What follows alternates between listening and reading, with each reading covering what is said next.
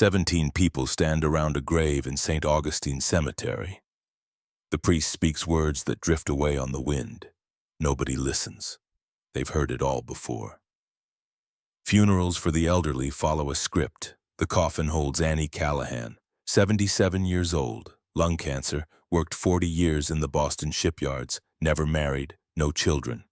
The obituary in the Boston Globe ran one paragraph. Former Army Air Force's tail gunner, survived World War II. Nothing remarkable. 7 men in Air Force dress uniforms stand at attention. Silver hair, straight backs despite their age. They don't know the family. They've never met Annie Callahan before today. But they know what she did. They know about March 6, 1944. They know about the 4 minutes that changed everything. The rain falls harder. The priest closes his Bible. The family turns to leave. One of the Air Force men steps forward, 84 years old, wheelchair. His name is Vincent DeLuca. He places a single red rose on the casket. "Thank you, Wildcat," he whispers. The family doesn't understand. They never knew their aunt flew combat missions. They never knew she saved 3,000 lives. They never knew she changed warfare forever. History forgot Annie Callahan, but somewhere above these gray clouds, the sky remembers. The tailgun position of B-17 bomber Iron Fist is 38 degrees Fahrenheit. Ice crystals form on the twin 50 caliber machine guns. The plexiglass windows fog with each breath. Annie Callahan sits in that position. 19 years old, 5 feet 4 inches tall, 118 pounds, hands steady on the triggers, eyes scanning the sky behind the bomber formation. She wears a flight jacket 3 sizes too large. It belonged to a man named William Brennan. He lasted 3 missions in this position before the fear broke him. The jacket still smells like his sweat and his terror. Annie doesn't feel fear. She feels something else. Anticipation. 12 Messerschmitt Bf-109 fighters appear at 6 o'clock high. 2,000 yards out, forming up for attack, black crosses on silver wings, sunlight glinting off canopies. Standard doctrine says wait. Let them commit to their attack run. Conserve ammunition. Fire when certain of hits. Annie has never followed standard doctrine. She reaches into her flight jacket, pulls out a photograph. Crinkled edges, stained with oil. 2 faces smile at the camera. Her brother Tommy, boxing gloves on, Golden Gloves Championship. 1941. He's grinning. That cocky South Boston grin that got him into fights and got him out of them. His last words to her echo in the thin air. Strike before being struck, little sister. Always. Annie tucks the photo back, grips the triggers. The German fighters are still forming up. 1,700 yards now. Not in firing range yet. Every manual says wait. Annie Callahan was never good at waiting. She opens fire, tracers arc through empty sky. Most miss by hundreds of feet. The German formation scatters. Lead fighter breaks right. Wingmen hesitate. The coordinated attack disintegrates before it begins. Captain Jameson Whitmore's voice crackles over the intercom. Sharp, angry. "Tail gunner, cease fire, you're burning ammunition." Annie doesn't stop shooting. Short, controlled bursts, walking the tracers through the space where the Germans were supposed to be. "Negative, sir," she says. Her voice is calm, almost cheerful. Watch what happens next. The German fighters regroup, but something has changed. They approach cautiously now. No aggressive diving attack, hesitant, probing, testing. The initiative has shifted. Sergeant Vincent DeLuca sits in the radio operator position. Italian kid from Brooklyn. 32 years old, he's seen 17 combat missions, watched 3 tail gunners die. He knows what aggressive fire looks like. This is different. This is surgical. DeLuca keys his intercom. "Captain, the kid might be onto something." Whitmore doesn't respond. He's too busy keeping Iron Fist in formation. But he's watching, calculating, wondering if the tail gunner in his aircraft just rewrote the book on defensive tactics. Or if they're all about to die because of it. Annie Callahan is 15 years old when she learns that survival means taking initiative. The neighborhood kids call her Runt.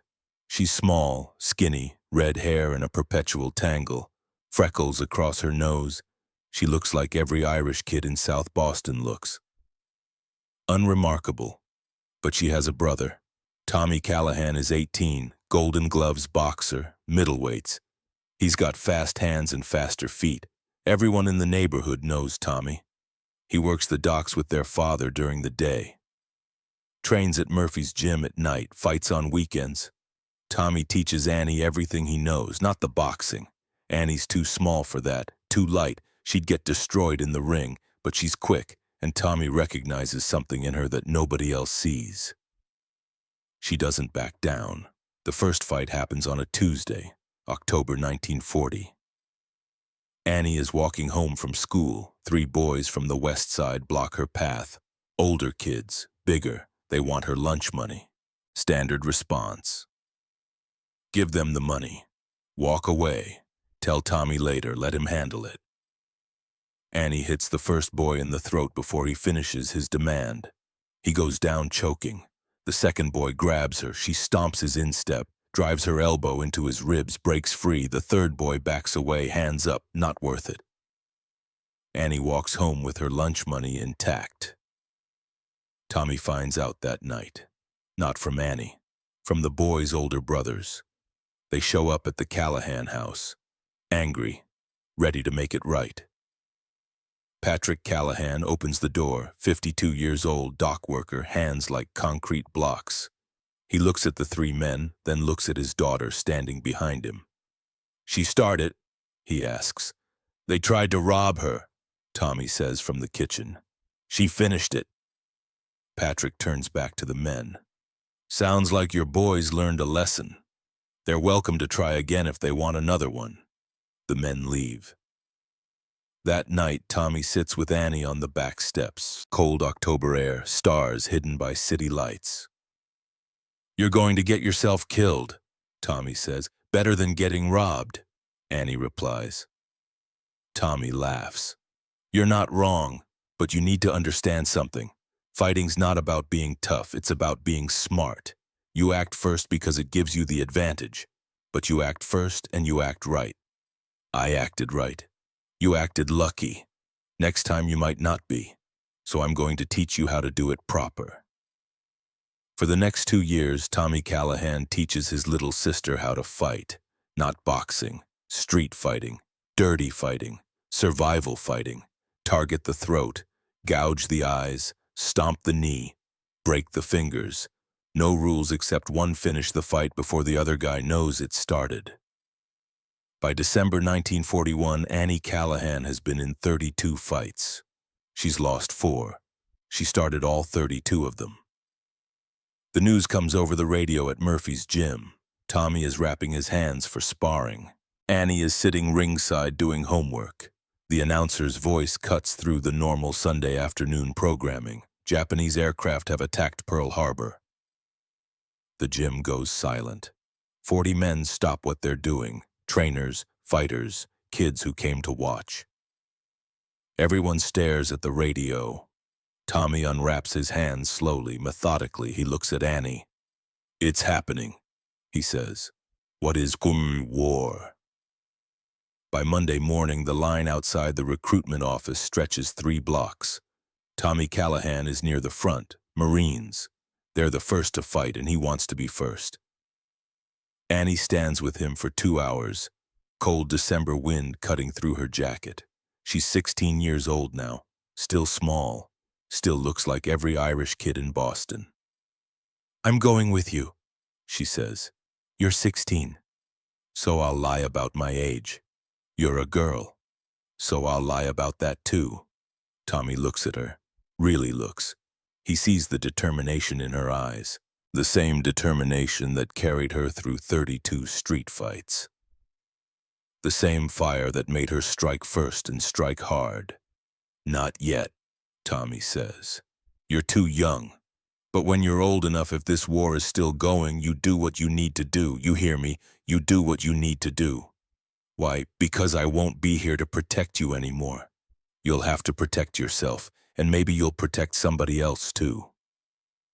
Tommy Callahan ships out to Paris Island on December 15th, 1941. Boot camp, then advanced infantry training, then transport to the Pacific, 1st Marine Division. His letters come regularly at first. Training is hard, but he's handling it. He's made friends. He thinks about the gym, about Boston, about Annie. The letters slow down in October 1942. Sporadic, brief. He can't tell her where he is. Censorship. But Annie knows. Everyone knows. Marines are fighting in a place called Guadalcanal, a jungle island nobody in Boston had heard of 6 months ago. The last letter arrives November 28, 1942. Annie reads it 17 times before she memorizes every word. Runt. Things are hot here. Can't say much. I want you to know something, though. Everything I taught you about fighting, that wasn't just for the neighborhood, that's for life. When somebody wants to hurt you or hurt people you care about, you don't wait for permission. You don't wait for them to throw the first punch. You strike before being struck. You press hard, and you keep pressing until they can't press back. The world's a bigger street now. Same rules apply. Take care of Ma and Pa. Tell them I'm fine. And when this is over, we'll go back to Murphy's and I'll teach you the uppercut I've been working on. Strike first, little sister, always. Tommy. The telegram arrives December 12, 1942. Private First Class Thomas P. Callahan, killed in action, Guadalcanal, December 9, 1942, age 21. Patrick Callahan opens the telegram, reads it once, sits at the kitchen table, doesn't move for 3 hours. Annie's mother cries for 2 days. Annie doesn't cry at all. She goes to Tommy's room, opens his closet, finds his old boxing gloves, the ones he used when he first started training. She puts them on. They're too big. They swallow her hands. She hits the heavy bag until her knuckles bleed through the leather. Then she makes a decision. The recruiting sergeant looks at the kid standing in front of his desk. Small, young face, bad haircut. Wears a jacket 2 sizes too big. Probably belonged to an older brother. Name, the sergeant asks. Andrew Callahan. Age, 18. It's a lie. Annie Callahan is 17, won't turn 18 until March. Any family in service? Brother, Marines, killed at Guadalcanal. Not a lie. The sergeant's expression softens, just slightly. He's processed 200 recruits this month. Half of them have brothers or fathers or uncles overseas. The other half are lying about their age. This kid looks sincere, though, looks motivated, the kind of motivation that comes from grief. What branch? Army Air Forces, gunnery. Why gunnery? Because I want to shoot the bastards who killed my brother. Also not a lie. The sergeant studies the kid. Something seems off. The face is too smooth, the hands too small, but it's December 1942 and the military needs bodies. They need gunners. Bomber losses are catastrophic. Tail gunner casualty rates are pushing 40%. If this kid wants to die in a B-17 over Germany, that's his business. Physical examination is Thursday. Report at 0600. Don't be late. Annie Callahan passes the physical. Barely. The doctor is 70 years old, half blind, retired but called back to service because the young doctors are all overseas. He listens to her heart, checks her reflexes. Marks fit for service on the form. He never asks her to remove her binding. Basic training is 8 weeks at Lackland Field, Texas. Annie keeps her head down, showers after everyone else, changes clothes in the latrine stalls, keeps her secret. The other recruits think Andrew Callahan is quiet, shy, doesn't talk much about home, works hard though, never complains, can run 5 miles without breaking, can do push-ups until the sergeant gets bored counting. The shooting range is where Andrew Callahan stops being invisible. Rifle qualification, M1 Garand, 300 yards. Annie picks up the rifle. It's heavy, heavier than anything Tommy had her train with. But the principle is the same. Breathe, aim, squeeze, don't pull. She scores expert on the first try. The range sergeant walks over. You shoot before Callahan. Yes, sir. My brother taught me. Your brother teach you good. Ever think about sniper school? Respectfully, sir, I want gunnery. I want to shoot from a bomber. Why? Because bombers fly over Germany. Because Germans killed her brother's friends in the Pacific. Because someone has to press back, and she learned from Tommy Callahan that seizing initiative is how you survive. Because that's where I can do the most damage, sir. The sergeant nods, makes a note on her file. Gunnery school it is. Flexible Gunnery School, Kingman, Arizona, March 1943. The instructors at Gunnery School have seen thousands of recruits. Most are 18 to 22 years old. Farm boys, city kids, college dropouts, factory workers, all of them eager. Most of them dead within 6 months. The instructors teach defensive gunnery. Wait for the fighter to commit to an attack run. Track the target, lead appropriately, fire in controlled bursts, conserve ammunition. A bomber carries limited rounds, make every shot count. It's doctrine, it's tested, it's proven. It's also getting 40% of tail gunners killed. Annie Callahan listens to the lectures, takes notes, scores high on written tests. But when she's in the turret simulator, something is different. The simulator puts the student in a mock tail gun position. Instructors control projected fighter images. The fighters attack from various angles. The student tracks and fires. The system records accuracy, ammunition expenditure, target acquisition speed. Annie's scores are unusual. She fires too early, opens up at ranges where hits are statistically improbable, burns through ammunition at twice the normal rate. But her target acquisition speed is the fastest in her class. Staff Sergeant Harold Wallace is 42 years old, too old for combat, perfect for instruction. He's trained 600 gunners, sent them to Europe, watched their names appear on casualty lists with depressing regularity.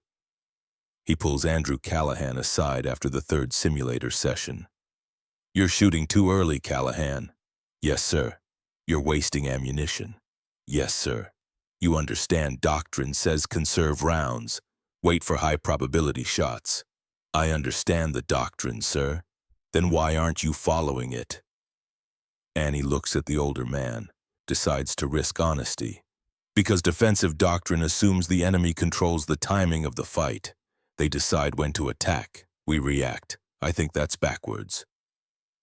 Wallace crosses his arms. Explain. If I wait for them to commit to an attack run, they've already decided how and when to engage us. I'm reacting. But if I fire while they're still forming up before they commit, I force them to react to me. I take away their timing. I seize their advantage. You also take away your ammunition. Better to burn 300 rounds and prevent an attack than save 300 rounds and take cannon fire. Wallace stares at this skinny kid from Boston. This quiet recruit who barely speaks in barracks but has theories about defensive tactics that contradict everything in the manual. You're going to get yourself killed, Callahan. Maybe, sir, but I'm going to take some of them with me first. Wallace makes a note in Annie's file. Aggressive tendencies, high target acquisition speed, unconventional tactics. Recommend assignment to experienced crew. Needs supervision. Annie Callahan graduates gunnery school on June 3, 1943, third in her class of 85 students. Not because of accuracy, because of speed. She can acquire targets faster than anyone Wallace has ever trained. Her secret, she doesn't wait for fighters to enter her firing zone. She hunts them before they get there. Framlingham, England, 390th Bombardment Group, February 1944. The crossing to England takes 14 days. Troop transport, packed bunks, rough seas. Annie spends most of the voyage sick, green, miserable. The other gunners tease Andrew Callahan about being soft. She doesn't argue, keeps her head down, survives the crossing. England in February is cold, wet, gray. The airbase at Framlingham is mud and metal. Rows of B-17 bombers, mechanics working around the clock, crews preparing for missions, men who won't come back. Annie is assigned to the 390th Bombardment Group, B-17 Iron Fist, 10-man crew, Captain Jameson Whitmore, pilot, 28 years old, already flown 6 missions, seen 3 different tail gunners come and go. The first died when his oxygen system failed at altitude, passed out, froze to death before they realized he was gone. The second took shrapnel from flak over Bremen, bled out before they made it back to England. The third was William Brennan. Survived 3 missions, requested transfer to ground crew after the third couldn't take the fear anymore. Whitmore interviews Annie personally. They sit in the officers' club, quiet corner. Whitmore nurses a whiskey. Annie drinks coffee. "You know the statistics?" Whitmore asks. "Yes, sir." Tail gunner position has the highest casualty rate in the 8th Air Force. 38% don't finish their tour. 25 missions. You understand what that means? Means I've got 62% odds of surviving. I'll take them. Whitmore studies this kid, young, baby-faced, probably lied about his age. They all do. But there's something in the kid's eyes. Not fear, not bravado, something else. Calculation. "Why'd you volunteer for this?" Whitmore asks. "Because I don't wait for them to shoot at me, sir. I engage first." That's not doctrine. Doctrine's getting gunners killed at 38%. Maybe it's time we tried something different. Whitmore finishes his whiskey. "You're either very brave or very stupid, Callahan." "Probably both, sir. You'll fit right in." Annie meets the rest of the crew the next morning. Pre-flight briefing room. Maps on the walls. Coffee that tastes like oil. Men who look older than their years.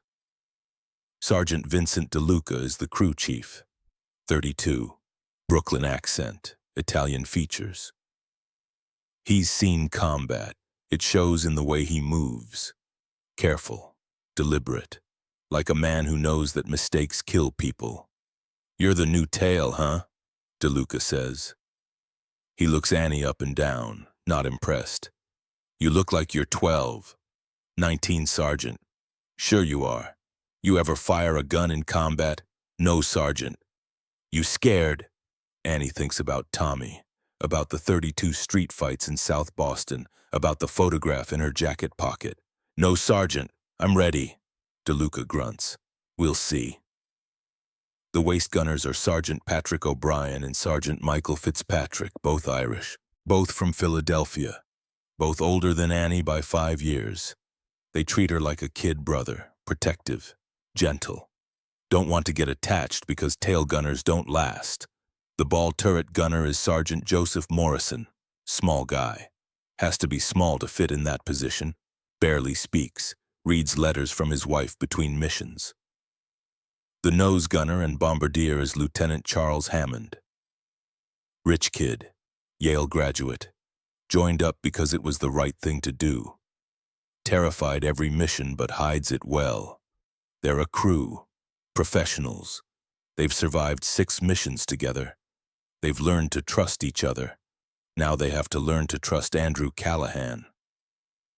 The kid who thinks engaging first is better than shooting smart. March 2nd, 1944. Mission number 1, Schweinfurt. The briefing is at 0500 hours. Target ball bearing factory at Schweinfurt, Germany. Strategic bombing. Disrupt German war production. Expected resistance heavy flak, estimated 200 fighter aircraft. Estimated losses 12 to 15 bombers. That's acceptable. That's within parameters. Annie sits in the briefing and does the math. 15 bombers, 10 crew each, 150 men, acceptable losses. Tommy died at Guadalcanal because someone decided marine casualties were acceptable. She decides nothing is acceptable. Iron Fist takes off at 0647 hours. Formation assembly over East Anglia. Climb to altitude 23,000 feet. Temperature 38 degrees. Oxygen masks. Heated suits. The world below becomes a miniature. Fields and towns and rivers that look like toys. Annie settles into the tail position. Checks her guns. Twin Browning M2 50 caliber machine guns. Rate of fire 800 rounds per minute combined. Effective range 1,000 yards. Maximum range 2,000 yards if you don't care about accuracy. She has 2,000 rounds loaded, 1,000 per gun. Standard doctrine says that's enough for 3 to 4 engagement sequences. Annie plans to use it all in the first sequence. The call comes at 10:47 hours. Fighters 6 o'clock high, 8 bandits. Annie swivels her guns. 8 Messerschmitt Bf 109s, 1,500 yards out, forming attack pattern, standard approach, 4 fighters in the lead element, 4 trailing for follow-up. Every manual Annie studied says the same thing: wait for the lead element to commit to their attack dive, track the lead fighter. Fire when he enters effective range at 1,000 yards. Short controlled bursts, conserve ammunition for the trailing element. Annie opens fire at 1,500 yards. The tracers arc through the sky. Most miss. At this range, accuracy is maybe 5%. But Annie's not shooting to hit. She's shooting to intimidate.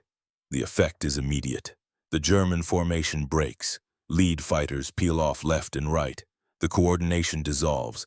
The trailing element hesitates. The attack pattern that should have put 8 fighters on Iron Fist's tail becomes a scattered mess. Whitmore's voice explodes over the intercom. "Tail gunner, cease fire. You're wasting ammunition." Annie doesn't stop.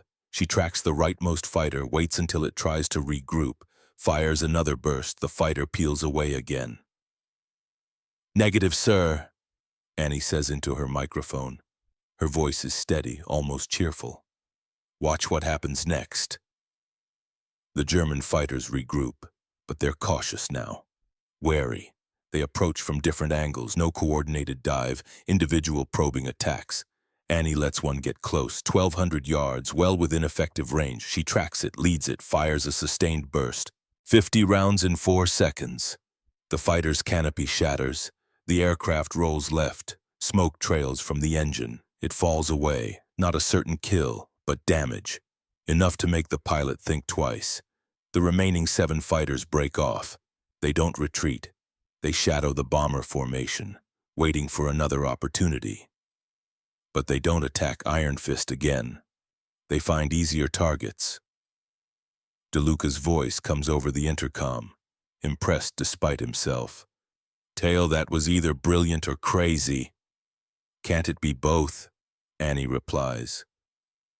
After the mission back at Framlingham, DeLuca counts the ammunition expenditure. He finds Annie in the tail position, still cleaning her guns. "You fired 1,600 rounds, DeLuca says. "Standard load is 2,000. You used 80% of your ammo on one engagement." "And we didn't get hit," Annie points out. "What if they came back?" "They didn't." "What if they had?" Annie looks at the older man. "Then I'd have 400 rounds left, enough to make them think twice again." Sergeant, respectful question, "How many tail gunners have you seen?" 4, counting you. "How'd the other 3 do with defensive tactics?" DeLuca's face hardens. "1 died, 1 transferred out, 1's in the hospital with shrapnel wounds. And I fired 1,600 rounds and we came home untouched. I'll take that trade every single time." DeLuca stares at this kid. This impossible kid who talks about ammunition expenditure like a chess player talks about sacrificed pawns. "You got lucky today, Callahan." "Maybe," Annie says. "Or maybe doctrine's been wrong and nobody wanted to admit it." That night, Annie writes a letter she'll never send. "Dear Tommy, first mission today. Did what you taught me. Pressed first, pressed hard. They scattered like pigeons. I think you'd be proud. Miss you. Annie." She folds the letter, puts it in her footlocker with the others. Dozens of unsent letters to a dead brother. Then she lies in her bunk and stares at the ceiling and doesn't sleep. March 4th, 1944. Mission number 2, reconnaissance over northern Germany. The second mission is lighter, fewer bombers, shorter route, photo reconnaissance. The 390th provides escort for the reconnaissance aircraft, expected fighter resistance moderate. They encounter 18 German fighters. This time Annie tries something different. The Germans approach in standard formation. 6 fighters in echelon, lead fighter high. Wingmen step down to his right. Standard Luftwaffe attack pattern. They've done this 1,000 times. Standard response track the lead fighter. He's the threat. He's the one who'll make the gun run. Annie ignores the lead fighter. She targets the second aircraft, the wingman, the one who thinks he's safe because the tail gunner is supposed to focus on lead.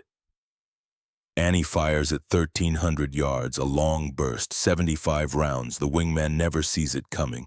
He's focused on maintaining formation, watching his leader, following doctrine. The rounds walk up his fuselage. Engine, cockpit, canopy. The fighter explodes, just disintegrates. One moment it's an aircraft, next moment it's debris tumbling through the sky. The lead fighter suddenly finds himself alone. His wingman gone. His support evaporated. The attack pattern he trained for is broken. He breaks off immediately. The entire formation scatters.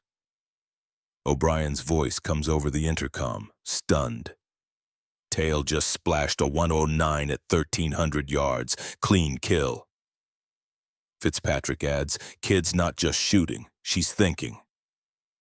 There's a moment of silence on the intercom, then Fitzpatrick's voice again, quieter. "Did I just say she?" Annie's heart stops. DeLuca's voice cuts through, calm, authoritative. "You said nothing, Fitz. Ears must be frozen. Happens at altitude." "Right," Fitzpatrick says slowly. "Frozen ears." But the secret is out, at least to the crew. After they land, Whitmore calls Annie into his office. DeLuca is already there. They close the door. "How long?" Whitmore asks. Annie considers lying, decides against it. These men have flown 2 combat missions with her. They've trusted her with their lives. She owes them honesty. Since basic training. "You're a woman." "Yes, sir." Whitmore sits down heavily, runs his hands through his hair. "Jesus Christ, you know what kind of trouble this is." "Yes, sir." "You know I should report this immediately." "Yes, sir." "You know they'll pull you off flight status, probably court-martial you." "Yes, sir." Whitmore looks at DeLuca. "What do you think?" DeLuca shrugs. "I think Andrew Callahan shot down a fighter at 1,300 yards and saved our asses. I think whoever this person actually is, they're the best tail gunner we've had. I think doctrine says we need every gunner we can get, and I think if we report this, we're flying tomorrow with nobody in the tail." Whitmore considers this. Command would crucify him if they found out he knowingly flew with a woman in combat, against regulations, against doctrine, against every rule in the book, but doctrine is also getting people killed. And this kid, this woman, just proved that breaking doctrine works. "Your real name?" Whitmore asks. "Annie. Annie Callahan." "Annie Callahan," Whitmore repeats. "The most dangerous tail gunner in the 8th Air Force." "All right. Here's how this works. As far as anyone outside this crew knows, you're Andrew. We keep this quiet. You keep saving our asses. Deal?" "Deal, sir." That night, the crew of Iron Fist gathers in their barracks. O'Brien, Fitzpatrick, Morrison, Hammond. All of them. Whitmore stands at the front. "You all know by now. Andrew is Annie. She's been a woman this whole time. Anyone have a problem with that?" O'Brien raises his hand. "Yeah, I got a problem." Annie tenses. "My problem," O'Brien continues, "is that she's a better shot than me, and I've been doing this for 6 missions. Makes me look bad." Fitzpatrick grins. My problem is I've been trying to teach her to curse properly and she's been too polite. Now I know why. Morrison speaks up. Rare for him. She saved my life today. Don't care if she's a woman or a Martian. Hammond nods. Seconded. DeLuca claps Annie on the shoulder. Welcome to the crew, Wildcat. The nickname sticks. From that night forward in private, they call her Wildcat. In public, she's still Andrew Callahan. But everyone on Iron Fist knows the truth, and everyone on Iron Fist keeps the secret. March 5th, 1944. The night before. The briefing for March 6th comes at 1800 hours. The entire group assembles. Every crew, every aircraft. The briefing room is packed. The intelligence officer pulls back the curtain covering the map. A collective groan goes through the room. Augsburg, Germany. Deep penetration, 800 B-17s. The largest daylight bombing raid of the war so far.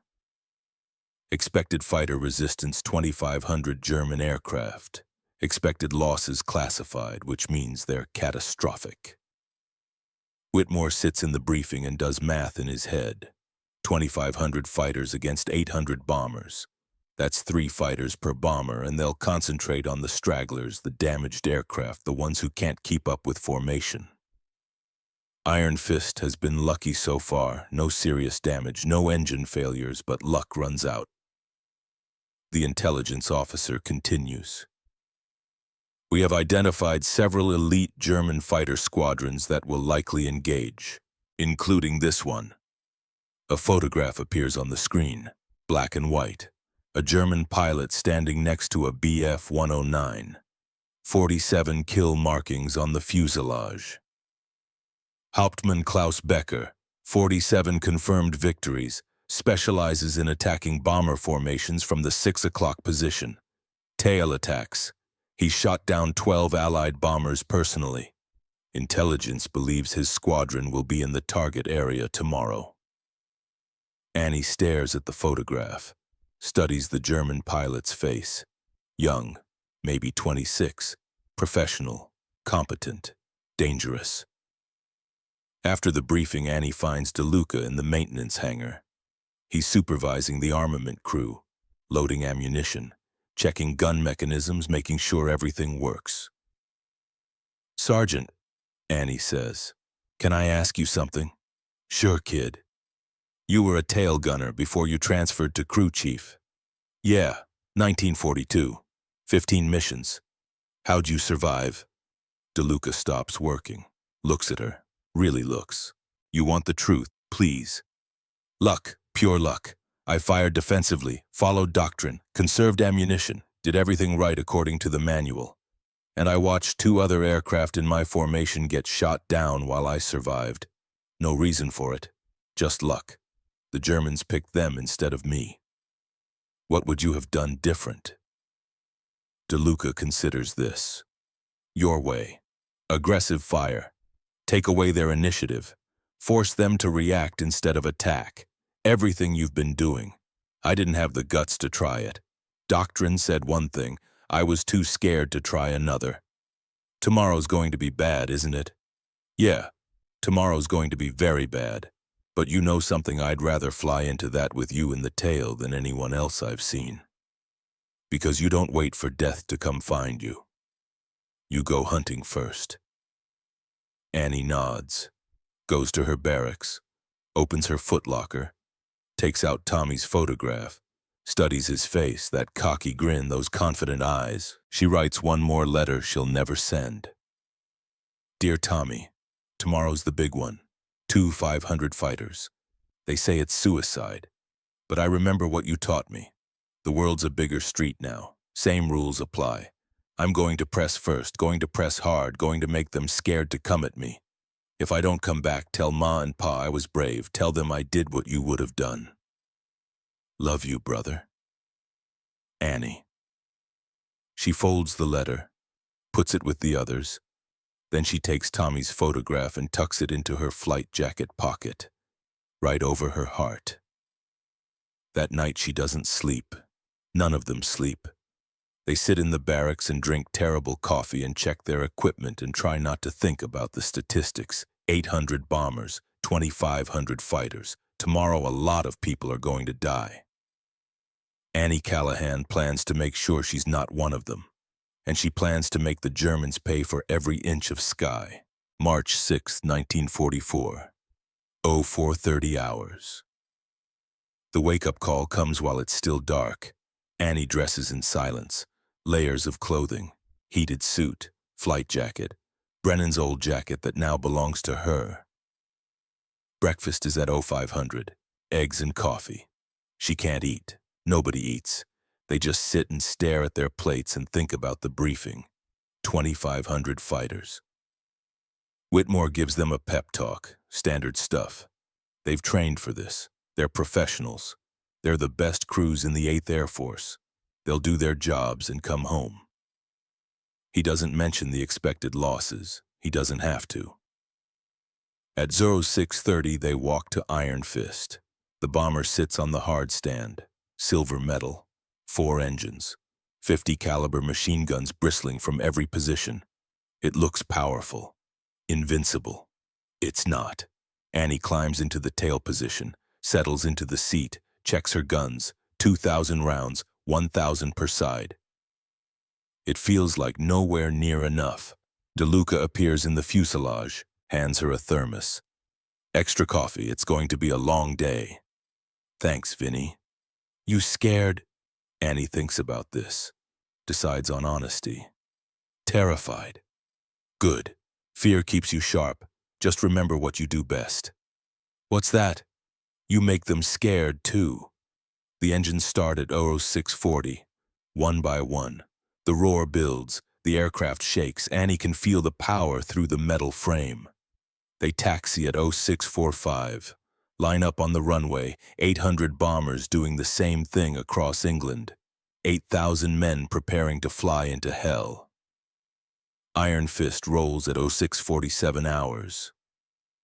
The acceleration presses Annie back into her seat. The tail comes up. The wheels leave the ground.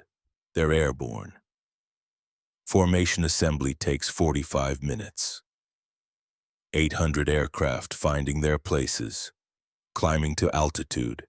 The sky fills with contrails, silver bombers catching the early morning sun. It's beautiful. It's the largest armada Annie has ever seen.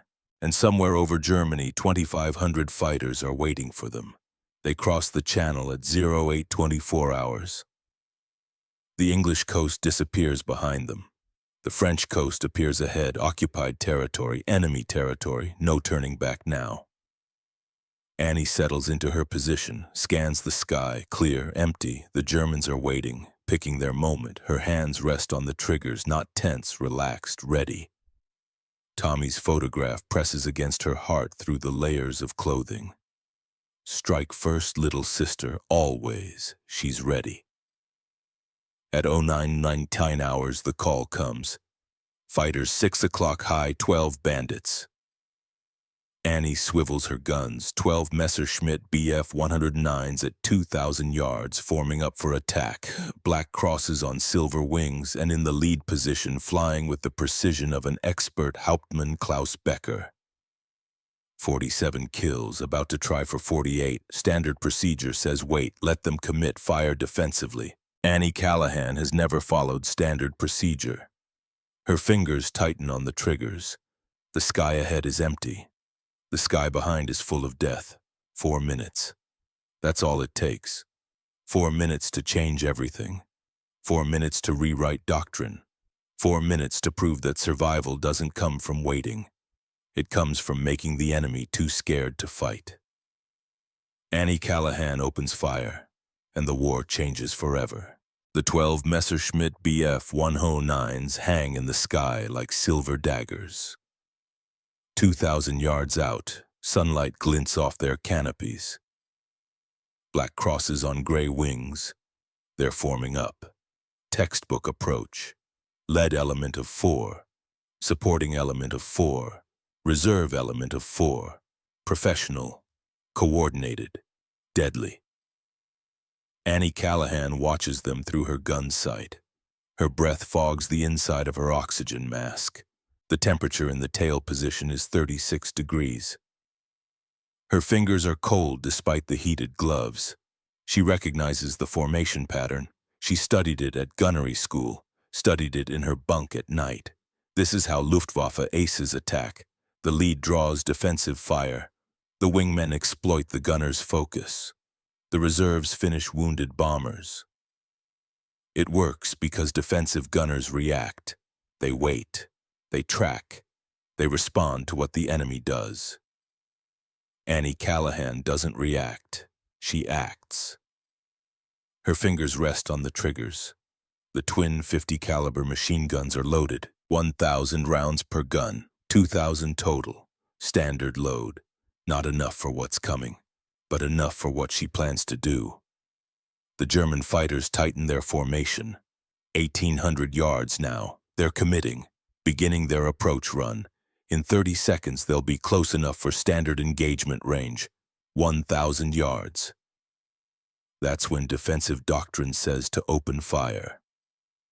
Annie opens fire at 1,800 yards. The twin 50s roar. The sound is deafening even through her leather helmet. Tracers arc through the thin air. Most miss by hundreds of feet. At this range, accuracy is less than 10%. Annie's not shooting to hit. She's shooting to break their nerve. The effect is immediate and catastrophic. The lead element scatters. The fighter on the left breaks hard right. The fighter on the right rolls left. The two center aircraft pull up. The coordination disintegrates in 3 seconds. The supporting element hesitates. Their attack pattern depends on the lead element drawing fire. But the lead element isn't there anymore. They're scattered across 1,000 yards of sky trying to reform. The reserve element holds position. Watching. Learning. Tail gunner, cease fire. Whitmore's voice cracks through the intercom. Sharp. Angry. You're burning ammunition. Annie doesn't stop. She walks her tracers through the space where the Germans were supposed to be, where their attack pattern should have taken them. She's not chasing the aircraft that scattered. She's denying them the space to regroup. Negative, sir, Annie says. Her voice is steady, almost conversational. They're reforming. Watch what happens next. In the radio operator position, Vincent DeLuca monitors the German frequencies. He speaks enough German to follow basic communications. What he hears makes his blood run cold. 379er break, left tail gunner is active. He's firing outside effective range. Ignore it. Negative pattern is broken. Recommend abort and reposition. DeLuca keys his intercom. They're talking about us, about the tail position. They sound confused. Good, Annie mutters. She's tracking the rightmost fighter. It's trying to swing wide. Gain altitude. Come back in from a different angle. She fires another burst, 30 rounds. The fighter sees the tracers, pulls up sharply, abandons the approach. 11 fighters remaining in attack position, 1,700 rounds remaining. The German formation regroups at 2,000 yards. But something has changed. They're cautious now, wary. The aggressive diving attack they trained for has become a careful probe. The initiative has shifted, and in the lead position, Hauptmann Klaus Becker realizes he's facing something new. 0921 hours. Becker's perspective. Klaus Becker has 47 confirmed kills. He's flown 216 combat missions. He's engaged American bombers 43 times. He knows their tactics. He knows their gunners, defensive fire, controlled bursts, ammunition conservation. They wait for you to commit, then they track, then they fire. Predictable, professional, manageable. This gunner is different. This gunner fires at 1,800 yards, wastes ammunition, shoots at empty sky, but the formation broke anyway. Professional pilots with hundreds of hours scattered like training students, not because of the threat of being hit, because of the psychological impact of being shot at while still forming up. Becker keys his radio, calm, authoritative. All units, this tail gunner is aggressive. Non-standard tactics, adjust approach, come in from oblique angles, split his attention. Jawohl, Herr Hauptmann. The formation splits. 6 fighters move to attack from 7 o'clock high. 6 from 5 o'clock high. Becker holds the reserve element at 6 o'clock, straight stern. If the tail gunner focuses on one group, the other gets through. If he divides his attention, he's ineffective against both. Standard counter to aggressive defense. Becker watches the bomber, B-17. Iron Fist painted on the nose. 4 engines. Flying steady in formation, no visible damage. But the tail gunner is moving, traversing guns between the 2 attack vectors, trying to cover both angles. All units, Becker says, execute attack in 3, 2, 1, execute. 12 fighters dive toward Iron Fist from 2 directions simultaneously. 09:21 hours.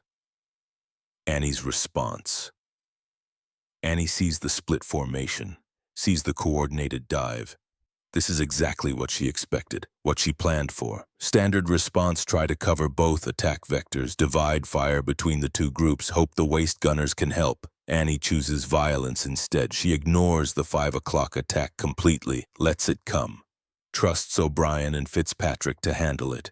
She focuses everything on the 6 fighters coming from 7 o'clock, all her attention, all her ammunition, all her aggression. "Paddy Mickey," she says into the intercom, calm, almost cheerful. "You've got 5 o'clock, I'm holding 7. Copy, tail." O'Brien's voice is tense. "We got it." The 6 fighters from 7 o'clock are at 1,500 yards and closing fast. Closing speed is over 400 knots. That gives Annie maybe 12 seconds before they're in cannon range. She picks the lead aircraft, locks her sight on the nose, and fires sustained burst. Not controlled 3-round bursts from the manual. Sustained fire.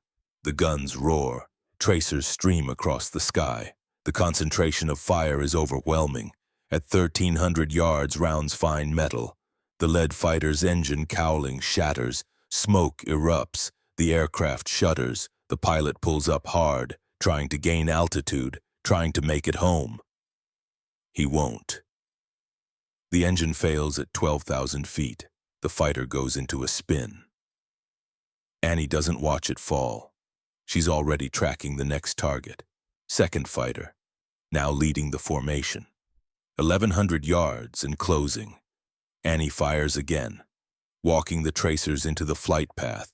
The pilot sees them coming. Has 2 choices: hold course and get hit, or break formation and abort attack. He breaks, rolls right, dives away, survival instinct overriding mission discipline. 4 fighters remaining in the 7 o'clock attack, 900 yards, 8 seconds to impact. Annie shifts to the 3rd fighter. This one's flying wingman position, slightly behind and to the right of the new lead. He thinks he's safe.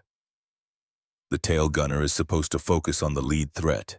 Annie shoots the wingman instead. 50 rounds in 4 seconds. The fighter flies directly into the stream. Metal tears. Canopy shatters. The aircraft disintegrates. Pieces tumble earthward. 3 remaining.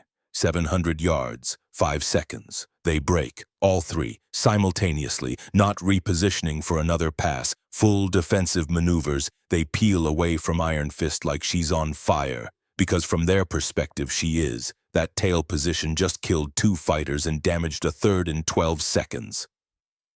DeLuca's voice comes through the intercom, stunned.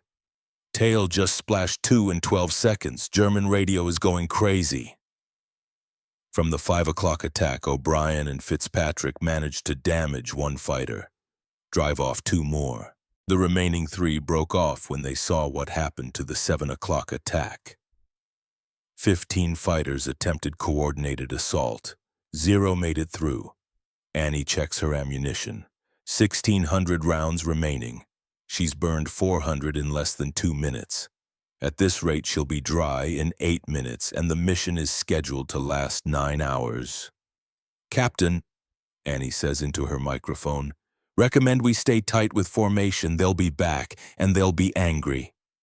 "Copy, tail." Whitmore's voice is tight, controlled. He's flying the bomber with one part of his brain, trying to process what just happened with the other part. "Good shooting, but watch your ammo." "Roger, sir. I'll make it last." She's lying. She plans to use every single round before they reach the target. Because Klaus Becker isn't done, and Annie Callahan knows it. 0924 hours. Escalation. For 3 minutes, the sky is empty. The German fighters have pulled back, regrouping, reassessing. Iron Fist flies steady in formation, the drone of 4 radial engines. The whistle of wind past aluminum skin. DeLuca monitors the German radio frequencies. The chatter has increased. Different squadrons communicating, coordinating. Tail gunner fires early, outside normal range. Broke formation with aggressive fire. 2 aircraft lost. Recommend avoid direct stern approach. Hauptmann Becker ordering additional units to intercept. DeLuca keys the intercom. Annie, they're calling in reinforcements. Specific orders mention our aircraft. They want us. Annie doesn't respond immediately. She's scanning the sky, looking for the glint of metal, the telltale contrails of approaching fighters. She finds them at 0926 hours, 4 o'clock high, 18 aircraft, a full staffel. They're not forming up for coordinated attack. They're swarming. Bandits, Annie calls. 4 o'clock high, 18 plus. Whitmore sees them, curses, keys the radio to contact the formation leader. Lead, this is Iron Fist. We have 18 bandits closing from 4 o'clock. Request support. The response is static. Then Iron Fist, you've drifted from formation. Negative support available. Recommend close up. Whitmore looks at his gauges, his position relative to the formation. They've drifted. Maybe half a mile, not much. But in bomber formation, half a mile might as well be 10 miles. They're alone. All crew, Whitmore says. His voice is steady despite what they all know. We're unsupported. Tighten up your positions. This is going to be rough. In the tail, Annie does the math. 18 fighters, 1,600 rounds. That's 88 rounds per fighter if she distributes evenly. Not enough. Not nearly enough. Unless she doesn't distribute evenly. Unless she focuses everything on breaking their coordination before they can. Coordinate. The 18 fighters split into 3 groups. 6 from 4 o'clock. 6 from 5 o'clock. 6 holding at 6 o'clock in reserve. Annie recognizes the tactic immediately. It's the same approach from before, but with 3 times as many aircraft, overwhelmed through numbers.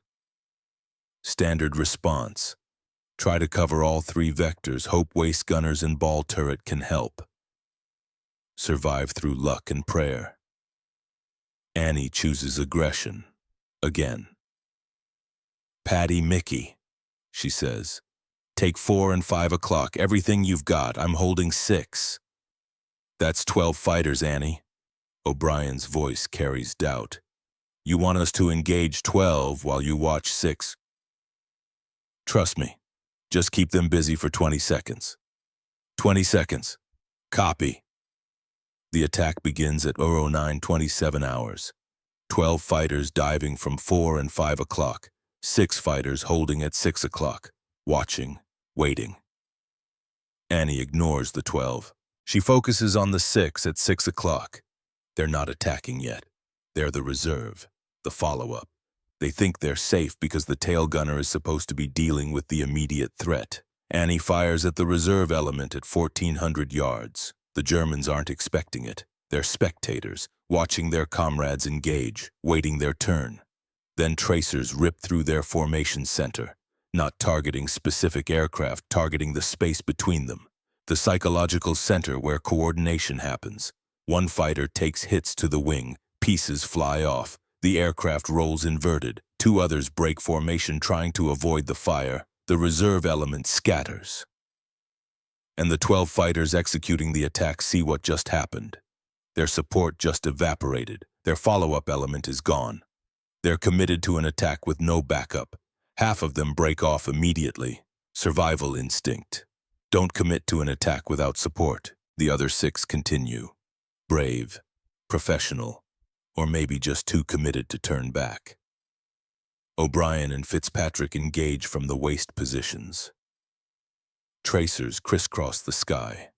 One fighter takes hits, trails smoke, pulls away. 5 remaining. They converge on Iron Fist from 2 angles. Cannon fire lights up the sky. 20-millimeter rounds. They sound like hammers on sheet metal when they hit. Iron Fist shudders. One round punches through the fuselage 6 inches from DeLuca's head. Another takes out a hydraulic line. Fluid sprays across the interior. Taking hits. Whitmore's voice is sharp. Damage report. Hydraulics out on number 3. DeLuca responds. Ball turret has minor damage. Morrison calls. Tail is good. Annie fires at the closest fighter. 500 yards and closing. Point-blank range, the fighter can't dodge at this distance. Can't evade.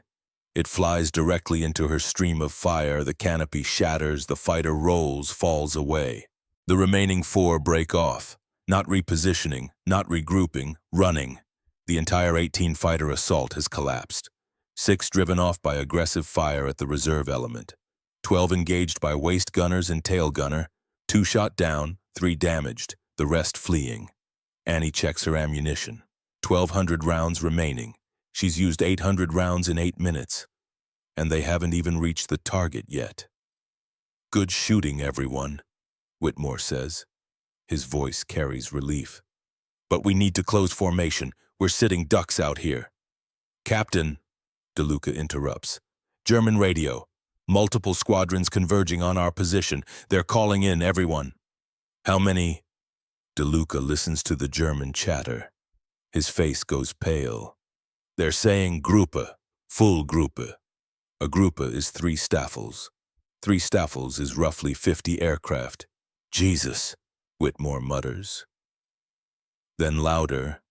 All crew, we have approximately 50 bandits inbound. Time to contact unknown. Probably 5 to 10 minutes. Check ammunition, check oxygen. If anyone wants to pray, now's a good time. Annie doesn't pray. She reloads her guns, checks the feed mechanisms, clears a small jam in the right gun. Then she takes out Tommy's photograph, looks at his face, that cocky grin. You taught me to press first, brother. I'm about to press harder than anyone in this war. She tucks the photo back into her jacket and waits. 09:32 hours. The swarm. They come from the south, a dark cloud against the bright sky. Not a formation. A swarm, 48 Messerschmitt Bf 109s and Focke-Wulf 190s. 3 Staffels, a full Gruppe, all converging on 1 B-17, all converging on Iron Fist.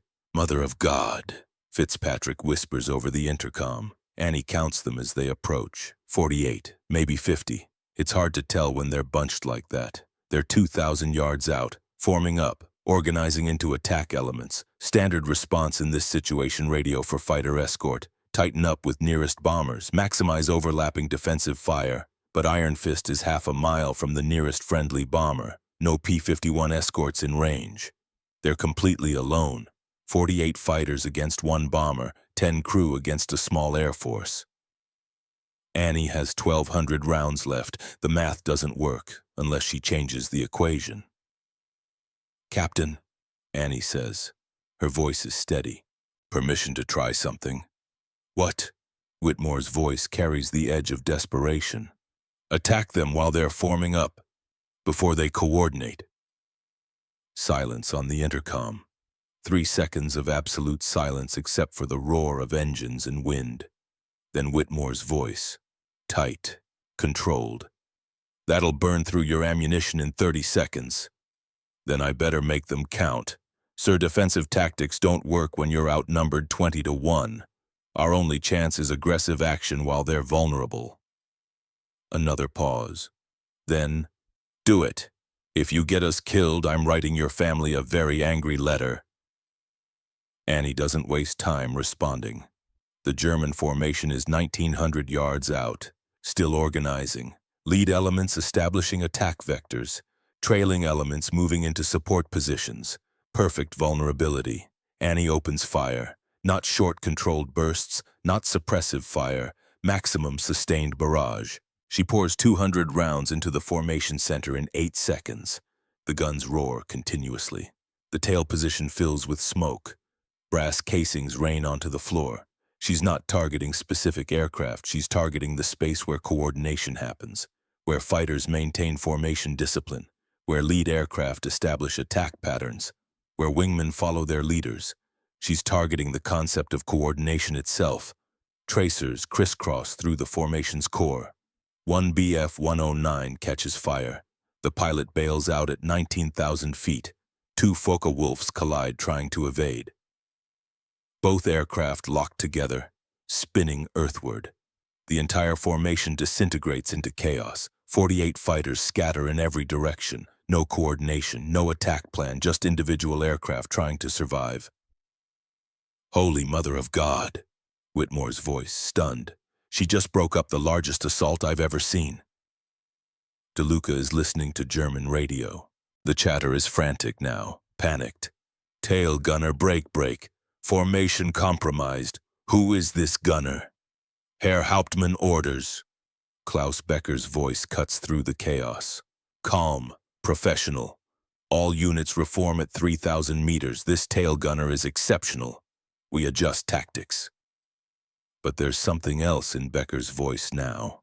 Something Annie can't hear through the radio intercepts, but DeLuca can detect. Respect. This German ace with 47 kills has just encountered a gunner who fights like an equal. Annie checks her ammunition. 1,000 rounds remaining. 45 fighters still operational. 3 destroyed in her barrage, but they're reforming, learning, adapting. They're regrouping, DeLuca reports. Estimate 90 seconds before they attack again. 90 seconds. Annie uses them to reload, clear jams, check mechanisms. Her hands are shaking slightly now. Adrenaline, fear, exhaustion, but mostly determination. Tommy died at Guadalcanal fighting impossible odds. She's not going to die here. Not today. Not while she still has ammunition. At 09:34 hours, the Germans attack again. No coordination this time. No formations. Just overwhelming violence. 12 fighters dive from 6 o'clock simultaneously. No tactics, no strategy, just speed and numbers. Annie picks her targets carefully. Not the closest fighters, not the most aggressive. She targets the middle of the swarm, the psychological center, where the pack's courage comes from. She fires 30-round bursts into 3 consecutive aircraft. All 3 take hits. 1 explodes, fire and debris. 2 break off trailing smoke. The remaining 9 continue. Within 400 yards now, cannon fire streams toward Iron Fist. The sound is deafening. 20-millimeter rounds hitting metal. Explosive rounds detonating on impact. The entire aircraft shudders. "Taking hits!" someone screams over the intercom. Annie keeps firing. Target, burst, mechanical precision, no fear, no hesitation. Another fighter falls, then another. 5 remaining. 200 yards, point-blank range. Annie can see the pilots' faces through the canopies. Young men, determined, professional. She shoots them anyway. 2 more fighters explode. 3 left. 100 yards. The survivors break off. Too close. Risk of collision now exceeds reward. Annie tracks the last fighter, centers it in her gun sight, squeezes the triggers. Click. Nothing. She squeezes again. Click. The guns are empty. No ammunition. 0 rounds remaining. "I'm dry," Annie calls over the intercoms. "All guns empty." The words hang in the air. The entire crew knows what that means. The tail position is defenseless. And there are 32 German fighters still out there. 09:37 hours. Empty guns. Vincent DeLuca sits at his radio position. He's monitoring German frequencies with one ear, the intercom with the other. He heard Annie's call. Guns empty. He does the math. 2,000 rounds expended in 18 minutes. 12 confirmed kills. 9 damaged. 32 fighters driven off or scattered. It's the most effective defensive action he's ever witnessed. And now it's over. "Damage report," Whitmore orders. His voice is controlled. Command voice. The voice that keeps crews from panicking. The reports come in. Ball turret operational. Waist guns operational. Low on ammunition. Radio operational. Tail... Annie's voice. Tail position operational, but no ammunition. Understood. Annie, stay in position. Keep your eyes open. Call out contacts even if you can't engage. Yes, sir.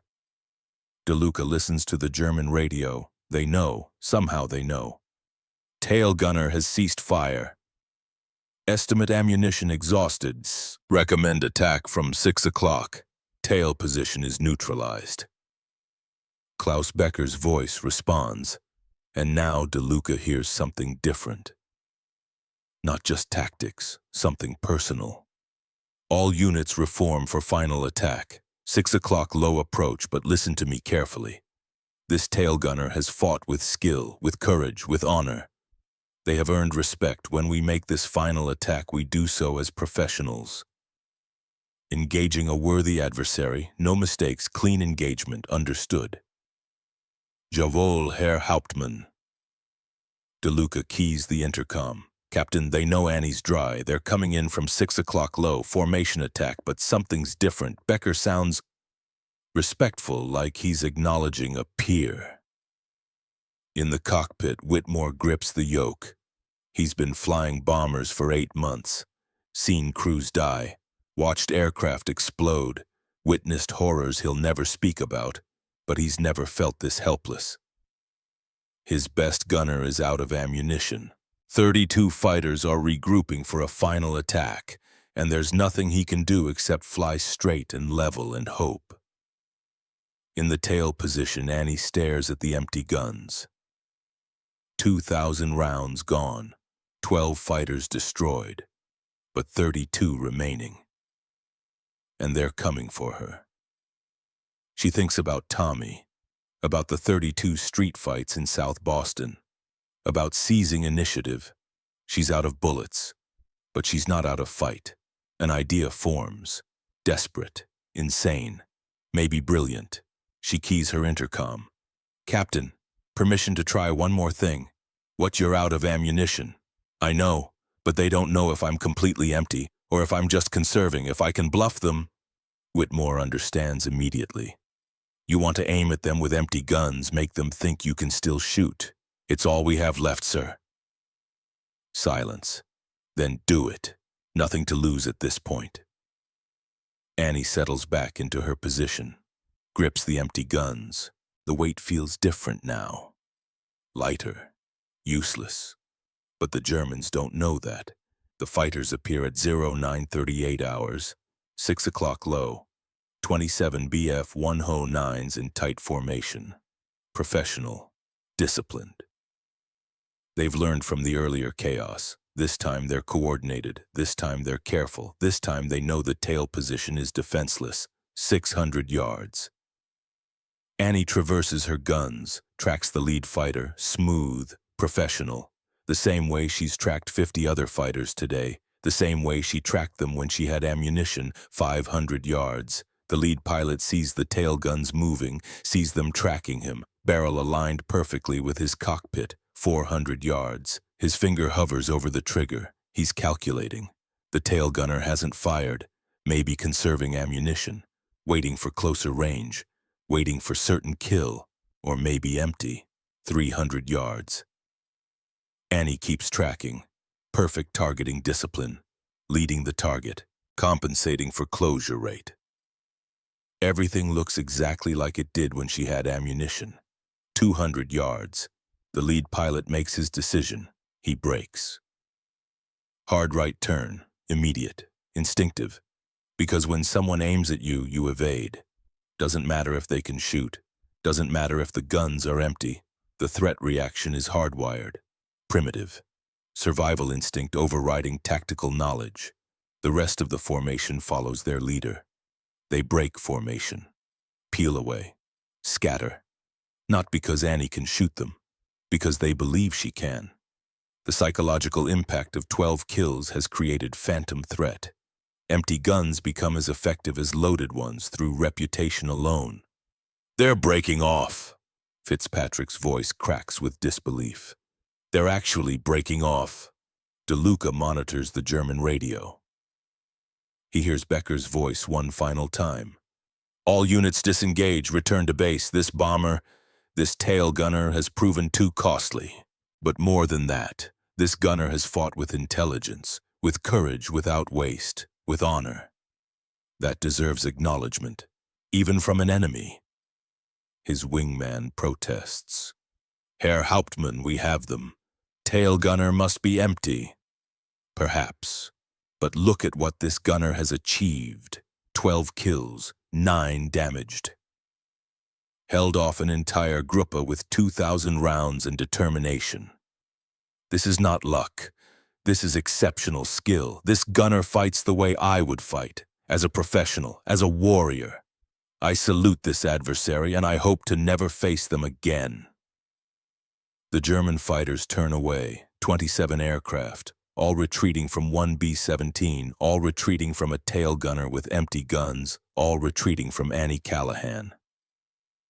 The intercom is silent for 10 seconds. Then Whitmore's voice, quiet, almost reverent. Annie, what you just did, I got lucky, sir. That wasn't luck, that was the bravest thing I've ever seen.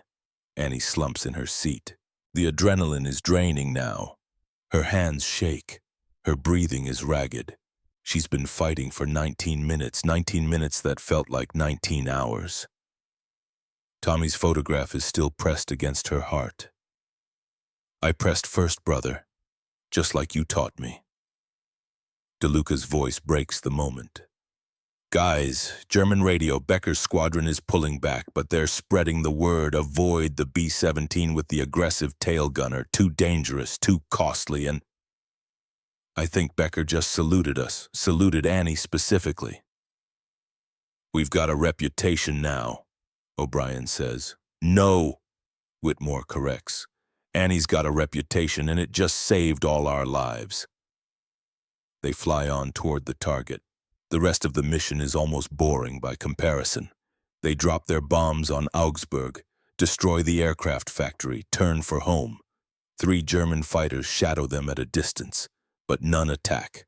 Word has spread. That bomber is cursed. That tail gunner is death.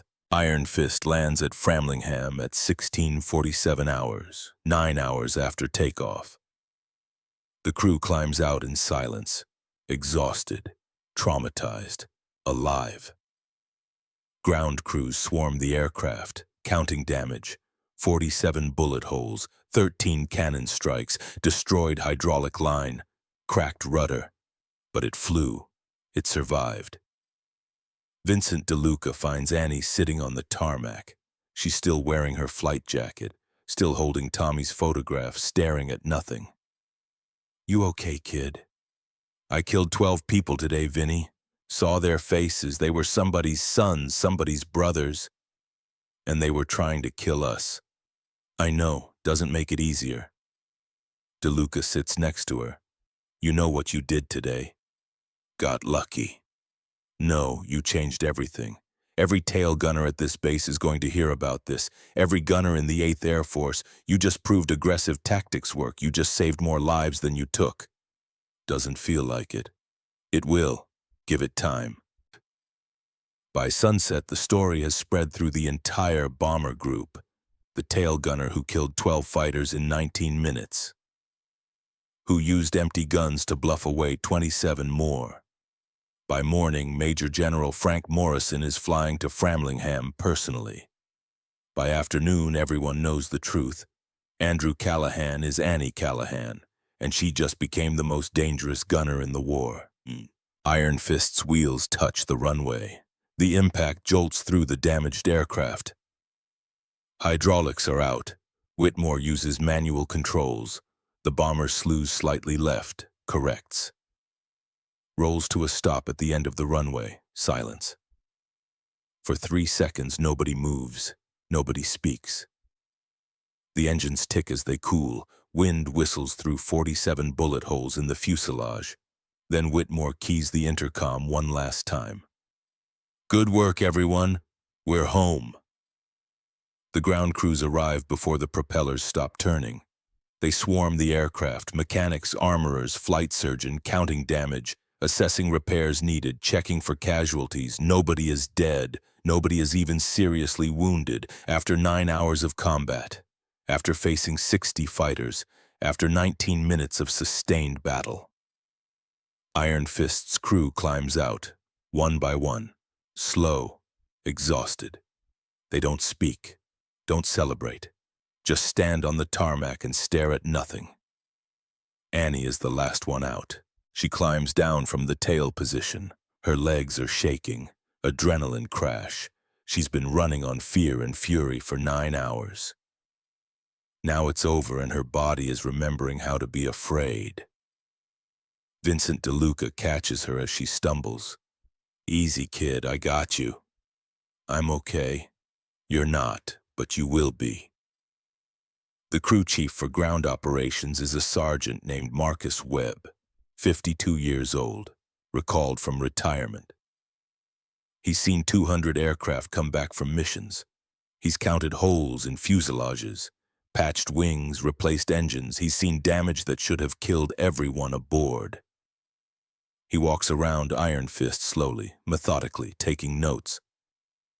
When he reaches the tail position, he stops, climbs up, examines the twin 50 caliber guns, opens the ammunition boxes, empty. Both boxes completely empty. He climbs down, finds Annie. "You the tail gunner." "Yes, Sergeant." "You fire all 2,000 rounds." "Yes, Sergeant." Webb looks at her, really looks. This kid is young, baby-faced, small, maybe 120 pounds soaking wet.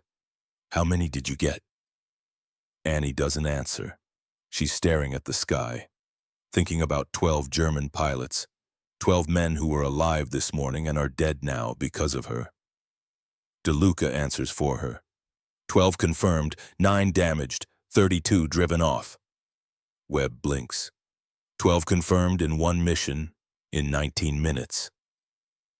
The ground crew stops working. Every mechanic, every armorer. They all turn to look at the small figure standing by the tail position, the kid who just became a legend. "Jesus Christ," Webb mutters. Then louder, "Someone get this gunner a beer. Hell, get the whole crew a case." "Not a pilot," Annie says quietly. "Just a gunner."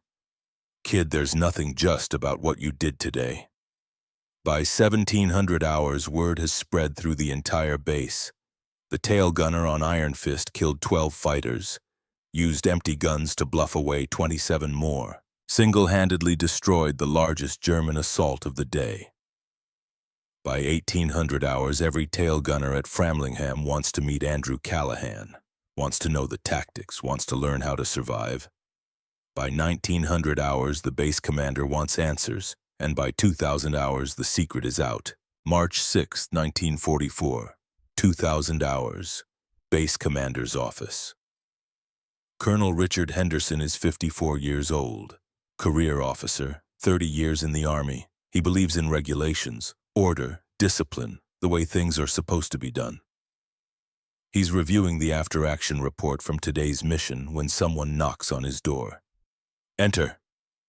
Captain Whitmore walks in, stands at attention. "Sir, you wanted to see me?" "Sit down, Captain. Tell me about your tail gunner." Whitmore sits, chooses his words carefully. "Best gunner I've ever seen, sir. Aggressive tactics, exceptional target acquisition, saved the entire crew today. I've read the reports, 12 confirmed kills, unprecedented for a tail gunner in a single mission. I want to meet him. Bring him here." "Sir, there's something you need to know first." "What?" Whitmore takes a breath. "Andrew Callahan isn't exactly who we thought." Henderson's eyes narrow. "Explain." "Andrew Callahan is actually Annie Callahan, female, age 19, enlisted under false pretenses, passed as male through basic training gunnery school and 3 combat missions." The silence in the office is absolute. Henderson's face goes through several colors: white, red, purple. His jaw works, but no sound comes out. Finally, "A woman, you've been flying combat missions with a woman in your crew." "Yes, sir, and she's the reason we're all alive." "Captain Whitmore, do you have any idea what you've done?" "The regulations you've violated. This is grounds for court-martial." "I understand, sir. But with respect, she's the best gunner in the 8th Air Force. The results speak for themselves. The results are irrelevant. She's a woman. Women don't fly combat. It's against regulations. It's against nature. A new voice interrupts from the doorway. Colonel Henderson, I'll take it from here. Both men turn. A two-star general stands in the entrance. Major General Frank Morrison, commander of 8th Bomber Command. He walked in during the argument, heard everything. Henderson snaps to attention. General, I didn't know you were on base. Flew in an hour ago specifically to investigate the claims about this tail gunner. Captain Whitmore, where is Sergeant Callahan now? In the barracks, sir, resting. Bring her here, now. Whitmore leaves. Returns 5 minutes later with Annie. She's still wearing her flight suit, still exhausted. She stands at attention in front of 2 officers who can end her military career with a word. Morrison studies her. Small, young, doesn't look like a soldier, certainly doesn't look like someone who killed 12 enemy fighters. Sergeant Callahan, or should I say Annie Callahan, Annie, sir. Do you know what you've done? Yes, sir. Violated regulations, impersonated a male, flew combat under false pretenses. Those are serious offenses. Yes, sir. Why did you do it? Annie thinks about Tommy, about the photograph in her jacket, about taking initiative. Because my brother died at Guadalcanal, sir. Because someone needed to respond. Because I can shoot. And because the Army needed gunners more than it needed to check my gender. Morrison almost smiles. Almost. Colonel Henderson here wants you court-martialed, dishonorably discharged, made an example of. I understand, sir. I, however, have a different perspective. Tell me about your tactics today. Annie explains. Aggressive fire, shooting during formation phase, psychological warfare, targeting coordination rather than individual aircraft, using empty guns as a bluff. Morrison listens without interrupting. When she's done, he turns to Henderson. Colonel, what's the current tail gunner casualty rate in your group? Henderson checks his records. 39%, sir. And how many tail gunners have achieved double-digit kills in a single mission? None, sir. So we have a gunner who developed tactics that work, who achieved unprecedented results, who saved 9 American lives. And you want to court-martial her because she's a woman. Regulations are clear, sir. Regulations also say we're supposed to win this war. Show me the regulation that says a woman can't shoot a machine gun. Henderson opens his mouth, closes it, opens it again. Sir, there's no specific regulation, but then there's no violation. Captain Whitmore, your gunner is cleared for flight status. Sergeant Callahan, you're coming with me. Sir. Annie doesn't understand. I'm reassigning you, effective immediately. March 7th, 1944. 0600 hours. Morrison's temporary office. Morrison sits behind a borrowed desk, coffee steaming in a chipped mug, maps on the walls. Annie stands at attention. At ease, Sergeant. Sit. Annie sits, waits. I've been studying bomber tactics for 18 months, Morrison says. Casualty rates are unsustainable. We're losing gunners faster than we can train them. Tail gunner position is the worst. 38% don't finish their tours. You know why. Defensive doctrine, sir. It gives initiative to the enemy. Exactly. And you proved there's a better way. Yesterday you killed 12 fighters with tactics that contradict everything we teach. I want you to teach others. Sir, I want to stay with my crew. Your crew doesn't need you anymore, Sergeant. They're alive. They survived. But there are 9,000 other airmen flying missions every day, most of them using tactics that will get them killed. You can save 9 men, or you can save 9,000. Which is more important? The logic is undeniable, brutal, true.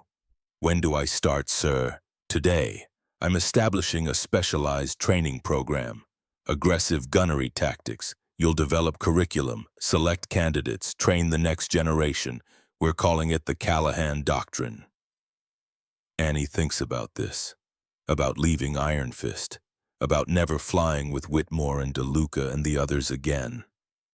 But she thinks about Tommy too, about all the brothers who didn't come home, about all the brothers who still might if someone teaches their gunners to act first. I'll do it, sir. Good. One more thing. Your gender. I'm not publicizing it, not hiding it either. If people ask, we tell the truth, but I'm not making this about you being a woman. I'm making this about tactics that work. Understood? Yes, sir. Dismissed. Report to the Training Command building at 0800. Major Collins will brief you. Annie stands, salutes, turns to leave. Sergeant, sir. Yesterday you proved something important. Not that women can fight. We already knew that. You proved that courage and competence don't have a gender. Don't let anyone tell you otherwise. No, sir, I won't. March 7th, 1944. 1400 hours. Iron Fist Crew Barracks. Annie packs her footlocker. Doesn't take long. She doesn't own much. Flight suit, a few changes of clothes, letters from home, Tommy's photograph, the unsent letters to her dead brother. The crew gathers around. Whitmore, DeLuca, O'Brien, Fitzpatrick, Morrison, Hammond. They don't speak. Just watch her pack. Finally, Whitmore breaks the silence. You don't have to go. Yes, I do, sir. Morrison can find someone else to teach. He could, but he found me, and Tommy would tell me to do it. DeLuca hands her something, a patch, embroidered by hand. It shows a wildcat with wings, the letters FC underneath, Iron Fist Crew. So you remember us, DeLuca says. Annie's eyes sting. She doesn't cry, won't let herself. I could never forget you guys. O'Brien speaks up. You made us believe we could fight back, that we weren't just targets. You gave us that. Fitzpatrick nods. Every tail gunner who learns from you, they're going to live because you were brave enough to try something different. Hammond, quiet as always, adds, You're a hero, Annie, even if nobody else knows it. Annie shakes her head. I'm not a hero. I'm just a kid from Boston who got lucky. Luck doesn't kill 12 fighters, Whitmore says. That was skill, courage, and something we're all going to miss. He extends his hand. It's been an honor, Sergeant Callahan. She shakes it, then DeLuca's, then each crew member in turn. When she reaches the door, she turns back. If I did anything right, it's because you trusted me, trusted a 19-year-old kid with a crazy idea. Thank you for that. Annie, DeLuca calls out. Wait, one more thing. He disappears into his bunk area, returns carrying something wrapped in canvas. He unwraps it carefully. It's a piece of Iron Fist's tail section, salvaged from the repair, a square foot of aluminum with 4 bullet holes punched through it. This is from where you sat, DeLuca says. 4 rounds came through, missed you by inches. I want you to have it, so you remember what you survived, what you proved. Annie takes the metal, feels the weight, the holes, the aluminum that protected her while she protected them. Her fingers trace the ragged edges where German cannon fire tore through. I could never forget, she whispers. The crew stands, one by one. DeLuca first, then Whitmore, O'Brien, Fitzpatrick, Morrison, Hammond. They snap to attention. They salute, not regulation, not proper, but necessary. To their tail gunner, their sister, their wildcat. Annie salutes back. The tears come now. She can't stop them. Go save 9,000, Whitmore says quietly. We'll be fine. I know you will. But she doesn't move. Can't move. This moment needs to last. DeLuca breaks the silence. You know what I'm going to tell people when they ask about you? What? I'm going to tell them I flew with Wildcat, the gunner who changed the war. And I'm going to tell them she was braver than any man I ever met. Vinny, it's true and you need to hear it, because you're about to go teach 300 kids how to survive, and some of them won't make it. and you're going to blame yourself. So remember this, you gave us life. Now you're going to give life to thousands more. That's not luck. That's legacy.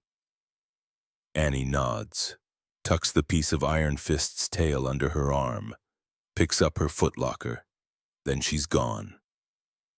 Walking across the airfield toward her new assignment, her new mission, teaching others to survive. Behind her, Iron Fist sits on the hard stand, 47 bullet holes patched, new hydraulic lines installed, ready for the next mission. But the tailgun position will never be the same. They'll find a new gunner, train him on aggressive tactics, he'll do well. Maybe even get a few kills, but he won't be Wildcat. April 1944. Gunnery Training Command, First Class. Annie stands in front of 30 tail gunners. They're young, 18 to 24 years old, most straight from gunnery school, a few with combat experience. All of them volunteered for this specialized course. All of them heard about March 6, 1944, about the gunner who killed 12 fighters and lived to tell about it. They expect a grizzled veteran, someone old, experienced, scarred. They get a 19-year-old girl who looks like their little sister. The room buzzes with confusion, whispers. One gunner in the back actually laughs. Annie waits for silence. Doesn't get it. So she speaks over the noise. My name is Annie Callahan. On March 6th, I fired 2,000 rounds, killed 12 enemy fighters, damaged 9 more, drove off 32, used empty guns to bluff away a final attack. My aircraft took 47 hits but landed safely, 0 casualties. She pauses. Anyone here have better statistics than that? Silence now. Good. Then sit down, shut up, and learn something that might save your life. For the next 2 weeks, Annie teaches them everything she learned. Not from manuals, from experience. From 19 minutes of combat that felt like 19 years. The 5 principles of the Callahan Doctrine. First, seize initiative. Don't wait for fighters to attack. Engage during formation phase. Force them to respond to you. Second, psychological warfare. Your first burst doesn't need to destroy the target. It needs to intimidate the formation, make them cautious. Hesitant. Third, focus fire. When outnumbered, don't divide attention. Concentrate firepower on the most dangerous sector. Trust other gun positions. Fourth, ammunition economy through aggression. 30 rounds forcing 12 fighters to scatter is more efficient than 300 rounds engaging scattered targets. Prevention costs less than reaction. Fifth, accept risk. Tail gunner casualty rates are high under defensive doctrine. Aggressive tactics increase exposure but decrease mission losses. Individual risk versus collective survival. The class struggles with the concepts, especially the 5th principle. A gunner named Theodore Whitman raises his hand. 20 years old, smart, quick. Sergeant, aren't we more likely to get killed using aggressive tactics?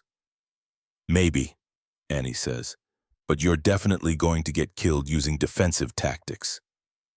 38% casualty rate. Those are your odds playing defense. Want to try offense and see if we can improve them? Whitman considers, nods. Yes, Sergeant. He becomes her best student. Another gunner, Edward Kowalski, struggles with the aggressive mindset. 22. Polish kid from Pittsburgh. He's cautious by nature. Careful. The doctrine requires aggression, violence, initiative. Annie works with him personally, after class, in the simulators. Eddie, it's not about anger. It's about control. You're not raging, you're calculating. You're choosing when and where the fight happens. But what if I make the wrong choice? Then you learn, adjust, try again. But at least you're making choices instead of reacting to theirs. Slowly, Kowalski improves, finds his aggression, not in anger, in determination. By the end of the 2-week course, Annie has transformed 30 defensive gunners into 30 aggressive fighters. Graduation day. Morrison attends personally, watches the final simulator exercises. The students perform brilliantly. Fast target acquisition, aggressive fire, psychological intimidation. Everything Annie taught them. After graduation, Morrison pulls her aside. Impressive. When's the next class? 2 weeks, sir. Good. I'm authorizing 6 more classes, 180 gunners total. By August, I want every tail gunner in the 8th Air Force trained in your doctrine. Yes, sir. One more thing. The statistics from your first class. We tracked them. 15 are flying combat now. 0 casualties so far. Enemy fighter attack completion rate against their bombers is down 40%. Annie doesn't respond. Can't respond. 15 gunners alive because of what she taught them. 15 brothers who might go home. You're saving lives, Sergeant. More every day. Be proud of that. She tries to be. But every night she still sees 12 German pilots falling from the sky. Still sees their faces through the canopies. Still hears the sound of metal tearing and engines failing. Still wonders if Tommy would be proud or horrified. June 1944. The cost. The telegram arrives on a Tuesday. Edward Kowalski's crew, shot down over France. 3rd mission. The crew bailed out. Most survived. Made it to resistance fighters. Eventually back to England. Eddie didn't make it. He died in the ball turret. Direct flak hit.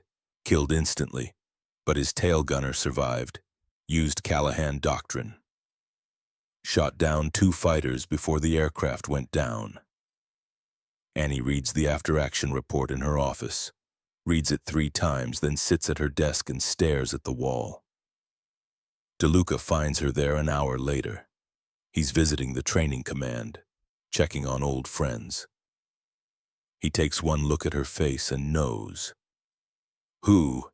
Eddie Kowalski, one of my students. DeLuca sits down. What happened?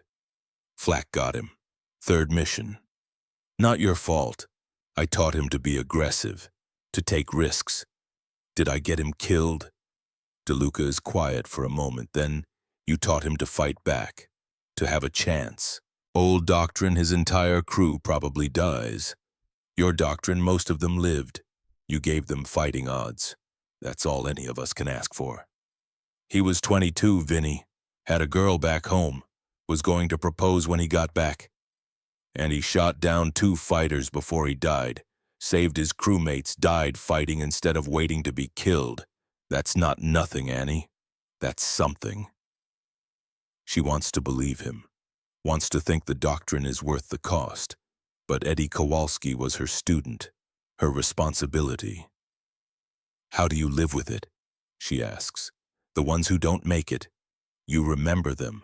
Honor them. Keep teaching so others might live. That's all you can do. It's all any of us can do.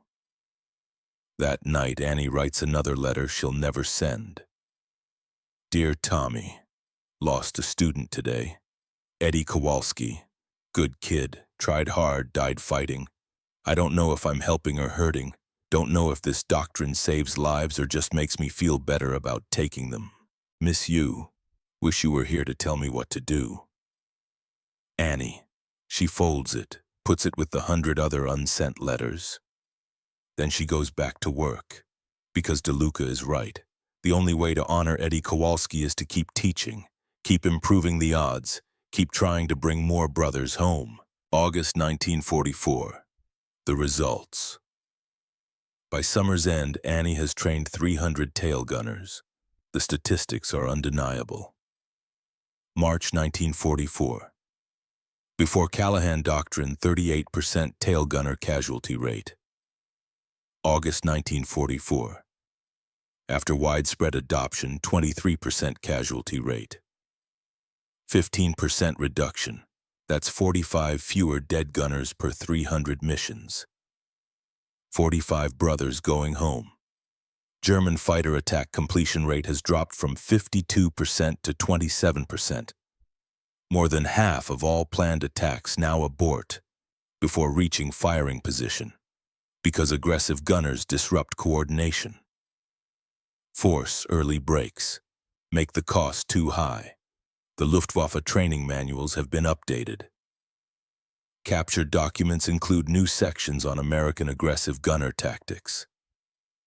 The recommended counter-approach is simple: avoid. Find easier targets. Don't engage bombers with active aggressive defense. The psychological battle has reversed. Now German fighters fear American gunners. The doctrine works, the numbers prove it. This is 300 bombers saved by August, 3,000 airmen, conservative estimates, and it's spreading beyond the 8th Air Force. 9th Air Force adopts it, 15th Air Force in Italy. British Bomber Command studies it. Eventually, Soviet air forces incorporate elements. Annie Callahan's 19 Minutes Over Germany on March 6, 1944, have changed aerial combat doctrine for multiple nations. But Annie doesn't feel victorious. She feels tired. She's 19 years old, looks 30. Every night she dreams about 12 German pilots. Every morning she wakes up wondering how many of her students died yesterday. In August, Morrison calls her to his office one final time. "The war in Europe will be over soon," he says. "Maybe 6 months, maybe a year. When it's over, what will you do?" "I don't know, sir. Go home, I guess."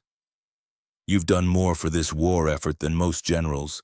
You should be decorated, promoted, recognized." "I don't want recognition, sir. I just want to go home and forget." Morrison nods, understanding.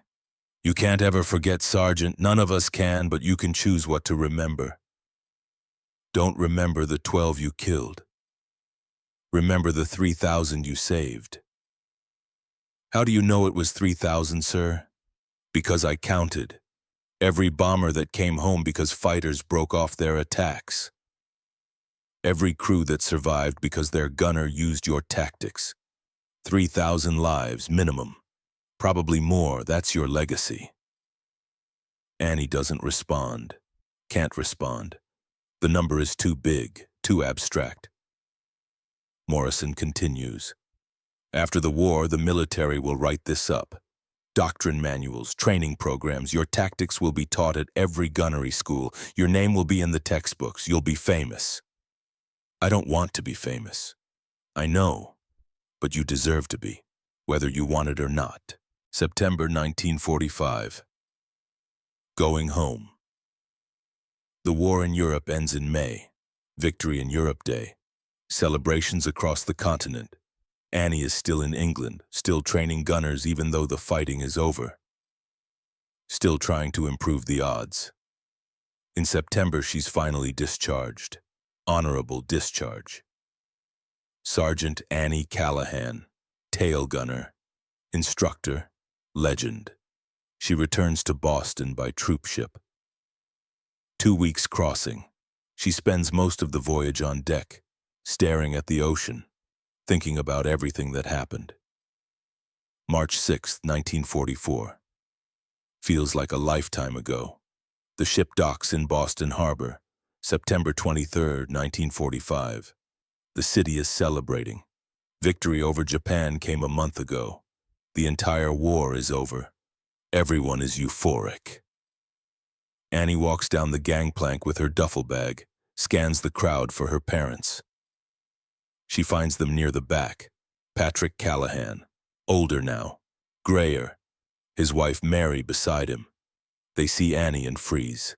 Their daughter left 3 years ago as a 17-year-old girl pretending to be a boy. She's returning as a 20-year-old woman who killed 12 men and saved 3,000. They don't know what to say, what to do. Annie drops her duffel, walks to them, hugs them both.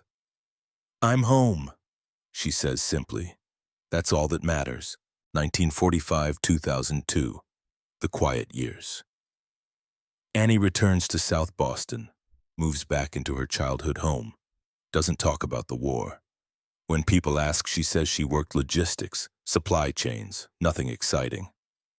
Nobody needs to know about March 6, 1944. Nobody needs to know about the 12 kills. She gets a job at the Boston Naval Shipyard. Riveter. Good work. Honest work. She's good with her hands. Quick. Precise. Tommy's photograph sits on her nightstand. Every night before sleep she looks at it. Every morning when she wakes. I did what you taught me, brother. Hope you're proud. She never marries, never has children. When asked why, she says she never found the right person. The truth is simpler. She can't imagine bringing life into a world where she took 12 lives. Can't imagine explaining to a child what their mother did. The years pass. Decades. Boston changes, the neighborhood changes, old faces disappear, new faces arrive. Annie Callahan becomes just another old woman who worked the shipyards during the war. Nothing special, nothing remarkable. 1947. Tommy's Memorial. 2 years after the war ends, Annie visits St. Augustine Cemetery. There's a memorial here. Gold Star families. Names of the dead. Tommy has no grave. He was lost at Guadalcanal, body never recovered. But there's a plaque. Bronze. Weathered. PFC Thomas P. Callahan, 1921 to 1942. He gave his life for freedom. Annie places her hand on the cold metal. The same hand that pulled triggers 2,000 times on March 6, 1944. I did what you taught me, Tommy. 12 of them. Saved 3,000 others. Hope that makes it worth it. Hope you're proud. The wind carries no answer, but she feels something. Peace, maybe. Or closure. Tommy taught her to take initiative. She did. She won. She survived. That's all any brother could ask for his sister. I'm going to live now, she whispers. Going to try to forget the war, but I won't forget you. Never you. She leaves the memorial, returns to the shipyard, back to riveting, back to the ordinary life she fought so hard to preserve. She never visits Tommy's memorial again. Some goodbyes only need to happen once. 1972. The student's visit. The history student is persistent, calls 3 times. Annie refuses twice. The 3rd time the student says, my grandmother was a whack. She died never getting recognition. I'm writing about women like her, women like you. Please, just 10 minutes. Annie agrees to coffee. Nothing more. They meet at a diner, South Boston. The student is 23, earnest, tape recorder ready. Tell me about March 6, 1944. No. Please. It's important. Why? Because young women today need to know that women fought before them. That we've always been strong, always been capable. Your story proves that. Annie drinks her coffee. Thinks about Eddie Kowalski, about 12 German pilots, about 3,000 lives. You want to know what I learned? Annie asks. Yes. I learned that gender doesn't matter when someone's trying to kill you. What matters is competence, courage. Whether you protect the people beside you, that's it. Everything else is noise people use to keep you small. That's beautiful. It's true. And it's exhausting. I spent 3 years pretending to be a man so I could do a job I was perfectly capable of doing as a woman. The disguise shouldn't have been necessary, but it was. That's what you should write about. Not that I succeeded, but that I had to lie to get the chance. The student writes frantically. Can I ask about the kills, about the tactics? No, I'm done talking about killing.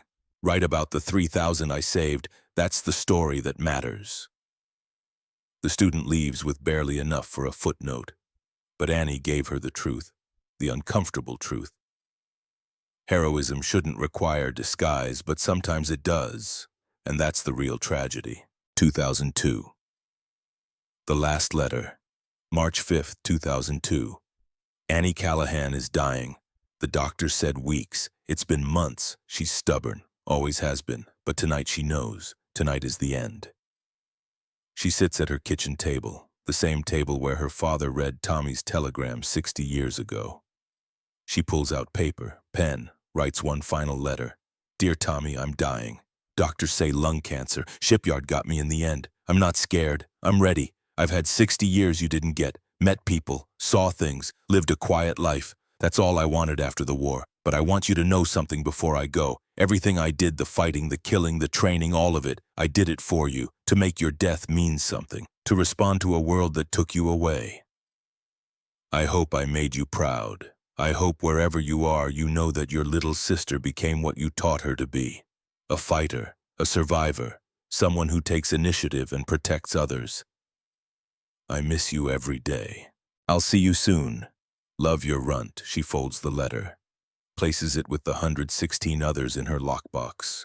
Unsent letters to a dead brother. A lifetime of conversations with a ghost. Then Annie Callahan goes to bed, Tommy's photograph on her nightstand, the piece of Iron Fist's tail section mounted on her wall. 4 bullet holes, 4 inches from death. She closes her eyes and doesn't open them again. March 17, 2002, the funeral. The family searches Annie's apartment after she dies. Small, neat, exactly what you'd expect from a woman who worked shipyards for 40 years. They find the lockbox under her bed. Inside, Tommy's photograph. Her distinguished service cross never worn. 117 letters addressed to PFC Thomas P. Callahan. Never sent, never mailed. All written between 1943 and 2002. Her cousin reads the final letter, cries. The family finally understands. Their aunt wasn't just a shipyard worker. She was a warrior who carried her brother's memory for 60 years. At the funeral, they placed Tommy's photograph on her casket. Brother and sister, together again. Finally, the service is simple, standard funeral liturgy. The family departs quickly. Cold rain, long drive home. 7 men in Air Force dress uniforms remain. The oldest, Vincent DeLuca, pulls himself up from his wheelchair. Painful, difficult, but necessary. He walks slowly to the casket, places a single red rose. Thank you, Wildcat, he whispers. Theodore Whitman steps forward next. 78 years old, places his rose. You taught me that fear is normal, courage is choosing to act anyway. The others follow, one by one. Each rose, each memory. You showed us survival isn't about hiding. You proved women belong anywhere men do. You saved my crew, I never got to thank you. You made me believe I could fight back. You gave me tools to protect my brothers. When they finish, 7 roses rest on the casket. 7 lives she directly saved, 7 witnesses to her legacy. She should have been famous, Whitman says. Should have gotten medals, recognition, parades. DeLuca shakes his head. She got something better. She got to live quietly, got to forget. That's what she wanted. But the world should know. The world doesn't need to know her name. It just needs to remember what she proved. That courage has no gender. That doctrine isn't sacred. That seizing initiative saves lives. They stand for another minute, then leave. Slow steps through mud and rain. Old men remembering a young woman who changed their lives.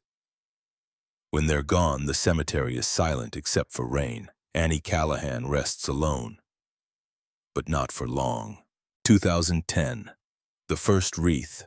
March 6, 2010. Vincent DeLuca is 88, wheelchair-bound, but he makes this trip every year. He arrives at Annie's grave carrying 7 roses, 1 for each of the officers who attended her funeral in 2002. Only 3 left alive now, but the tradition continues.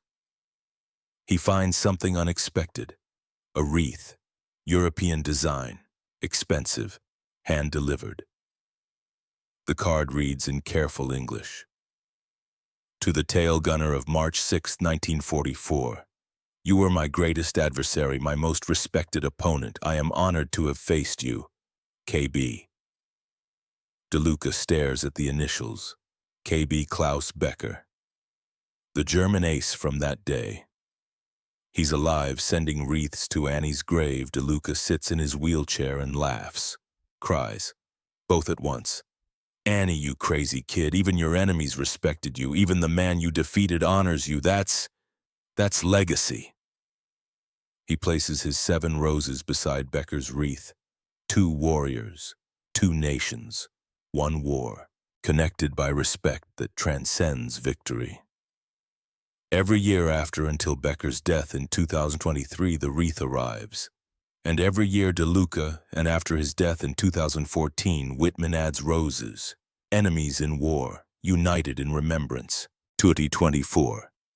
United States Air Force Academy, Colorado Springs. The classroom holds 40 cadets, future officers, future pilots. They're studying defensive tactics in aerial combat. The instructor is Captain James Torres, 32 years old, fighter pilot, combat veteran. Today we discuss the Callahan Doctrine, Torres says, developed during World War II by a tail gunner named Annie Callahan, age 19, female, March 6, 1944. He pulls up statistics on the screen, before and after casualties, fighter attack completion rates, lives saved. The doctrine revolutionized defensive aerial combat. Prior to Callahan, defensive gunners used reactive tactics, wait for enemy to commit, respond to threats, conserve ammunition, result 38% casualty rate. He clicks to the next slide, shows the 5 principles: initiative, psychology, focus, economy, risk acceptance. Callahan proved that aggressive defense works better than passive defense, not because aggressive is inherently superior, but because it seizes initiative, forces the enemy to respond instead of act. In 19 minutes over Germany, Callahan killed 12 fighters, damaged 9, drove off 32, using 2,000 rounds and empty guns as a bluff. A cadet raises her hand, female, 20 years old. Sir, what happened to Sergeant Callahan after the war? Torres checks his notes. She returned to Boston, worked in a shipyard, died in 2002. Funeral attended by 17 people. 17, she saved thousands. She did, but she lived quietly, refused recognition, refused medals. The only people who knew were those she'd saved personally.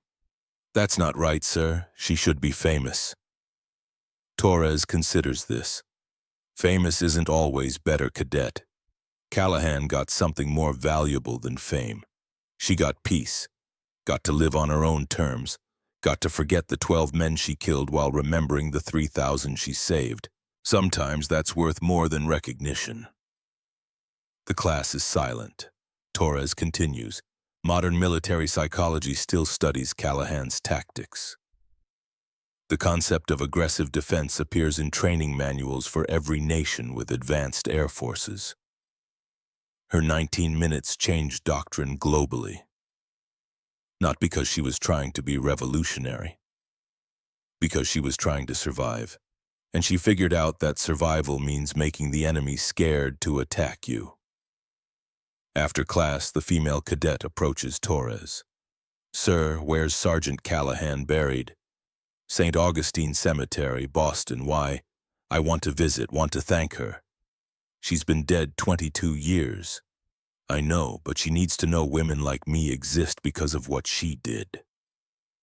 Torres nods, understanding. There's one more thing about Callahan. Every year on March 6, someone leaves flowers at her grave. 7 roses, we don't know who, but it's been happening since 2003, someone remembers. The cadet smiles. That's beautiful, sir. It is, and it's the kind of legacy that matters more than fame. The people whose lives you changed remember you, honor you, keep your story alive. That's immortality. March 6, 2024. St. Augustine Cemetery, 80 years. An old man walks slowly through the cemetery, 99 years old, cane in hand. Every step is difficult, but he makes this walk every year. Theodore Whitman, last surviving member of Annie's first training class, last living witness to the beginning of the Callahan Doctrine. He reaches her grave, Simple headstone. Annie Callahan, 1925-2002. She hit first. DeLuca arranged for that headstone, made sure it said what mattered. Whitman places 7 roses, one for each of the original officers who attended her funeral. Only one left now. The others died over the past 20 years. But the tradition continues. 7 roses, every March 6, for as long as someone remembers. Beside the roses, a wreath from Klaus Becker's grandson, continuing his grandfather's tradition even after the old ace's death in 2023. Still keeping the promise, Annie, Whitman says. Still teaching your tactics, still saving lives. You'd be amazed how many pilots know your name now. How many study your methods. You changed everything, even if you never wanted credit. The wind carries his words away. I'm 99 now. Won't make it to 100 probably. This might be my last visit, but I wanted to tell you something. Something I never said when you were alive. He pauses, gathering strength. You saved my life March 6, 1944. Not directly, I wasn't there. But you saved me by proving there was a better way, by teaching me to fight back. I flew 27 missions because of what you taught me. Came home, met my wife, had kids, grandkids, great-grandkids, 60 years of life I wouldn't have had without you. His voice breaks. Thank you, Wildcat. Thank you for showing us how. He turns to leave. Slow steps. Old bones. Behind him, fresh roses rest on the grave of a woman who changed warfare and died unknown. But the sky remembers. And now, finally, so does history. 2024. March 6th. The dedication. 80 years after Annie Callahan changed aerial warfare, Framlingham Air Base holds a ceremony. The old base is now a museum. The RAF and USAF jointly dedicate a memorial. Bronze plaque. Annie's face. Her story. Sergeant Annie Callahan, 1925-2002. She proved courage has no gender. 200 people attend. Pilots, historians, military scholars, and one 99-year-old man in a wheelchair, Theodore Whitman, last living witness. They ask him to speak. He declines, too tired, too old. But after the ceremony, a young female cadet approaches him, 22 years old, fighter pilot training. Sir, I'm studying Sergeant Callahan's tactics. I wouldn't be here without her. Thank you for remembering her. Whitman looks at this young woman, this future pilot, this inheritor of Annie's legacy. Don't thank me, he says. Thank Annie, and honor her the only way that matters. How? Fight like her. Aggressive, smart, fearless. Don't wait for permission to be excellent. Seize it. That's what she did. That's what changed everything. The cadet salutes. Whitman salutes back. Then he's wheeled away, toward the sunset, toward the end. But Annie's legacy continues in every aggressive gunner, every female pilot, every person who learned that courage and competence don't have a gender. March 6, 1944. 23,000 feet over Germany. Annie Callahan fired 2,000 rounds in 19 minutes. Killed 12 enemy fighters, damaged 9 more, drove off 32.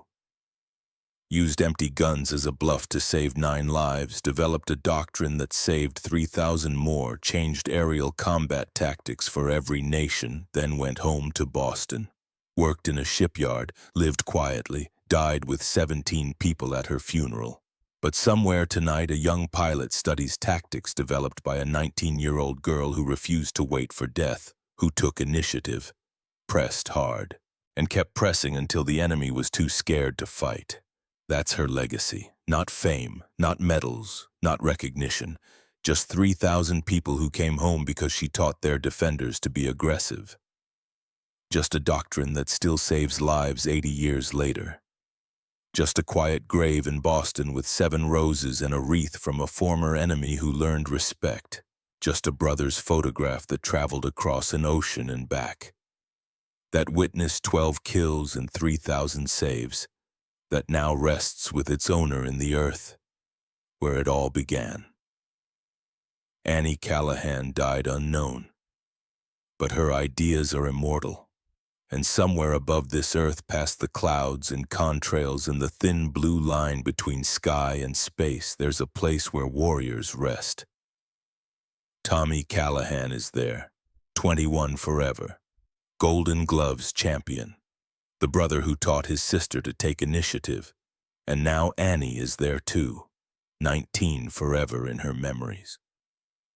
Tail gunner, instructor, wildcat, brother and sister, together again, looking down at a world they helped save, proud of each other, proud of what they taught, proud that courage in the end needs no permission, only action.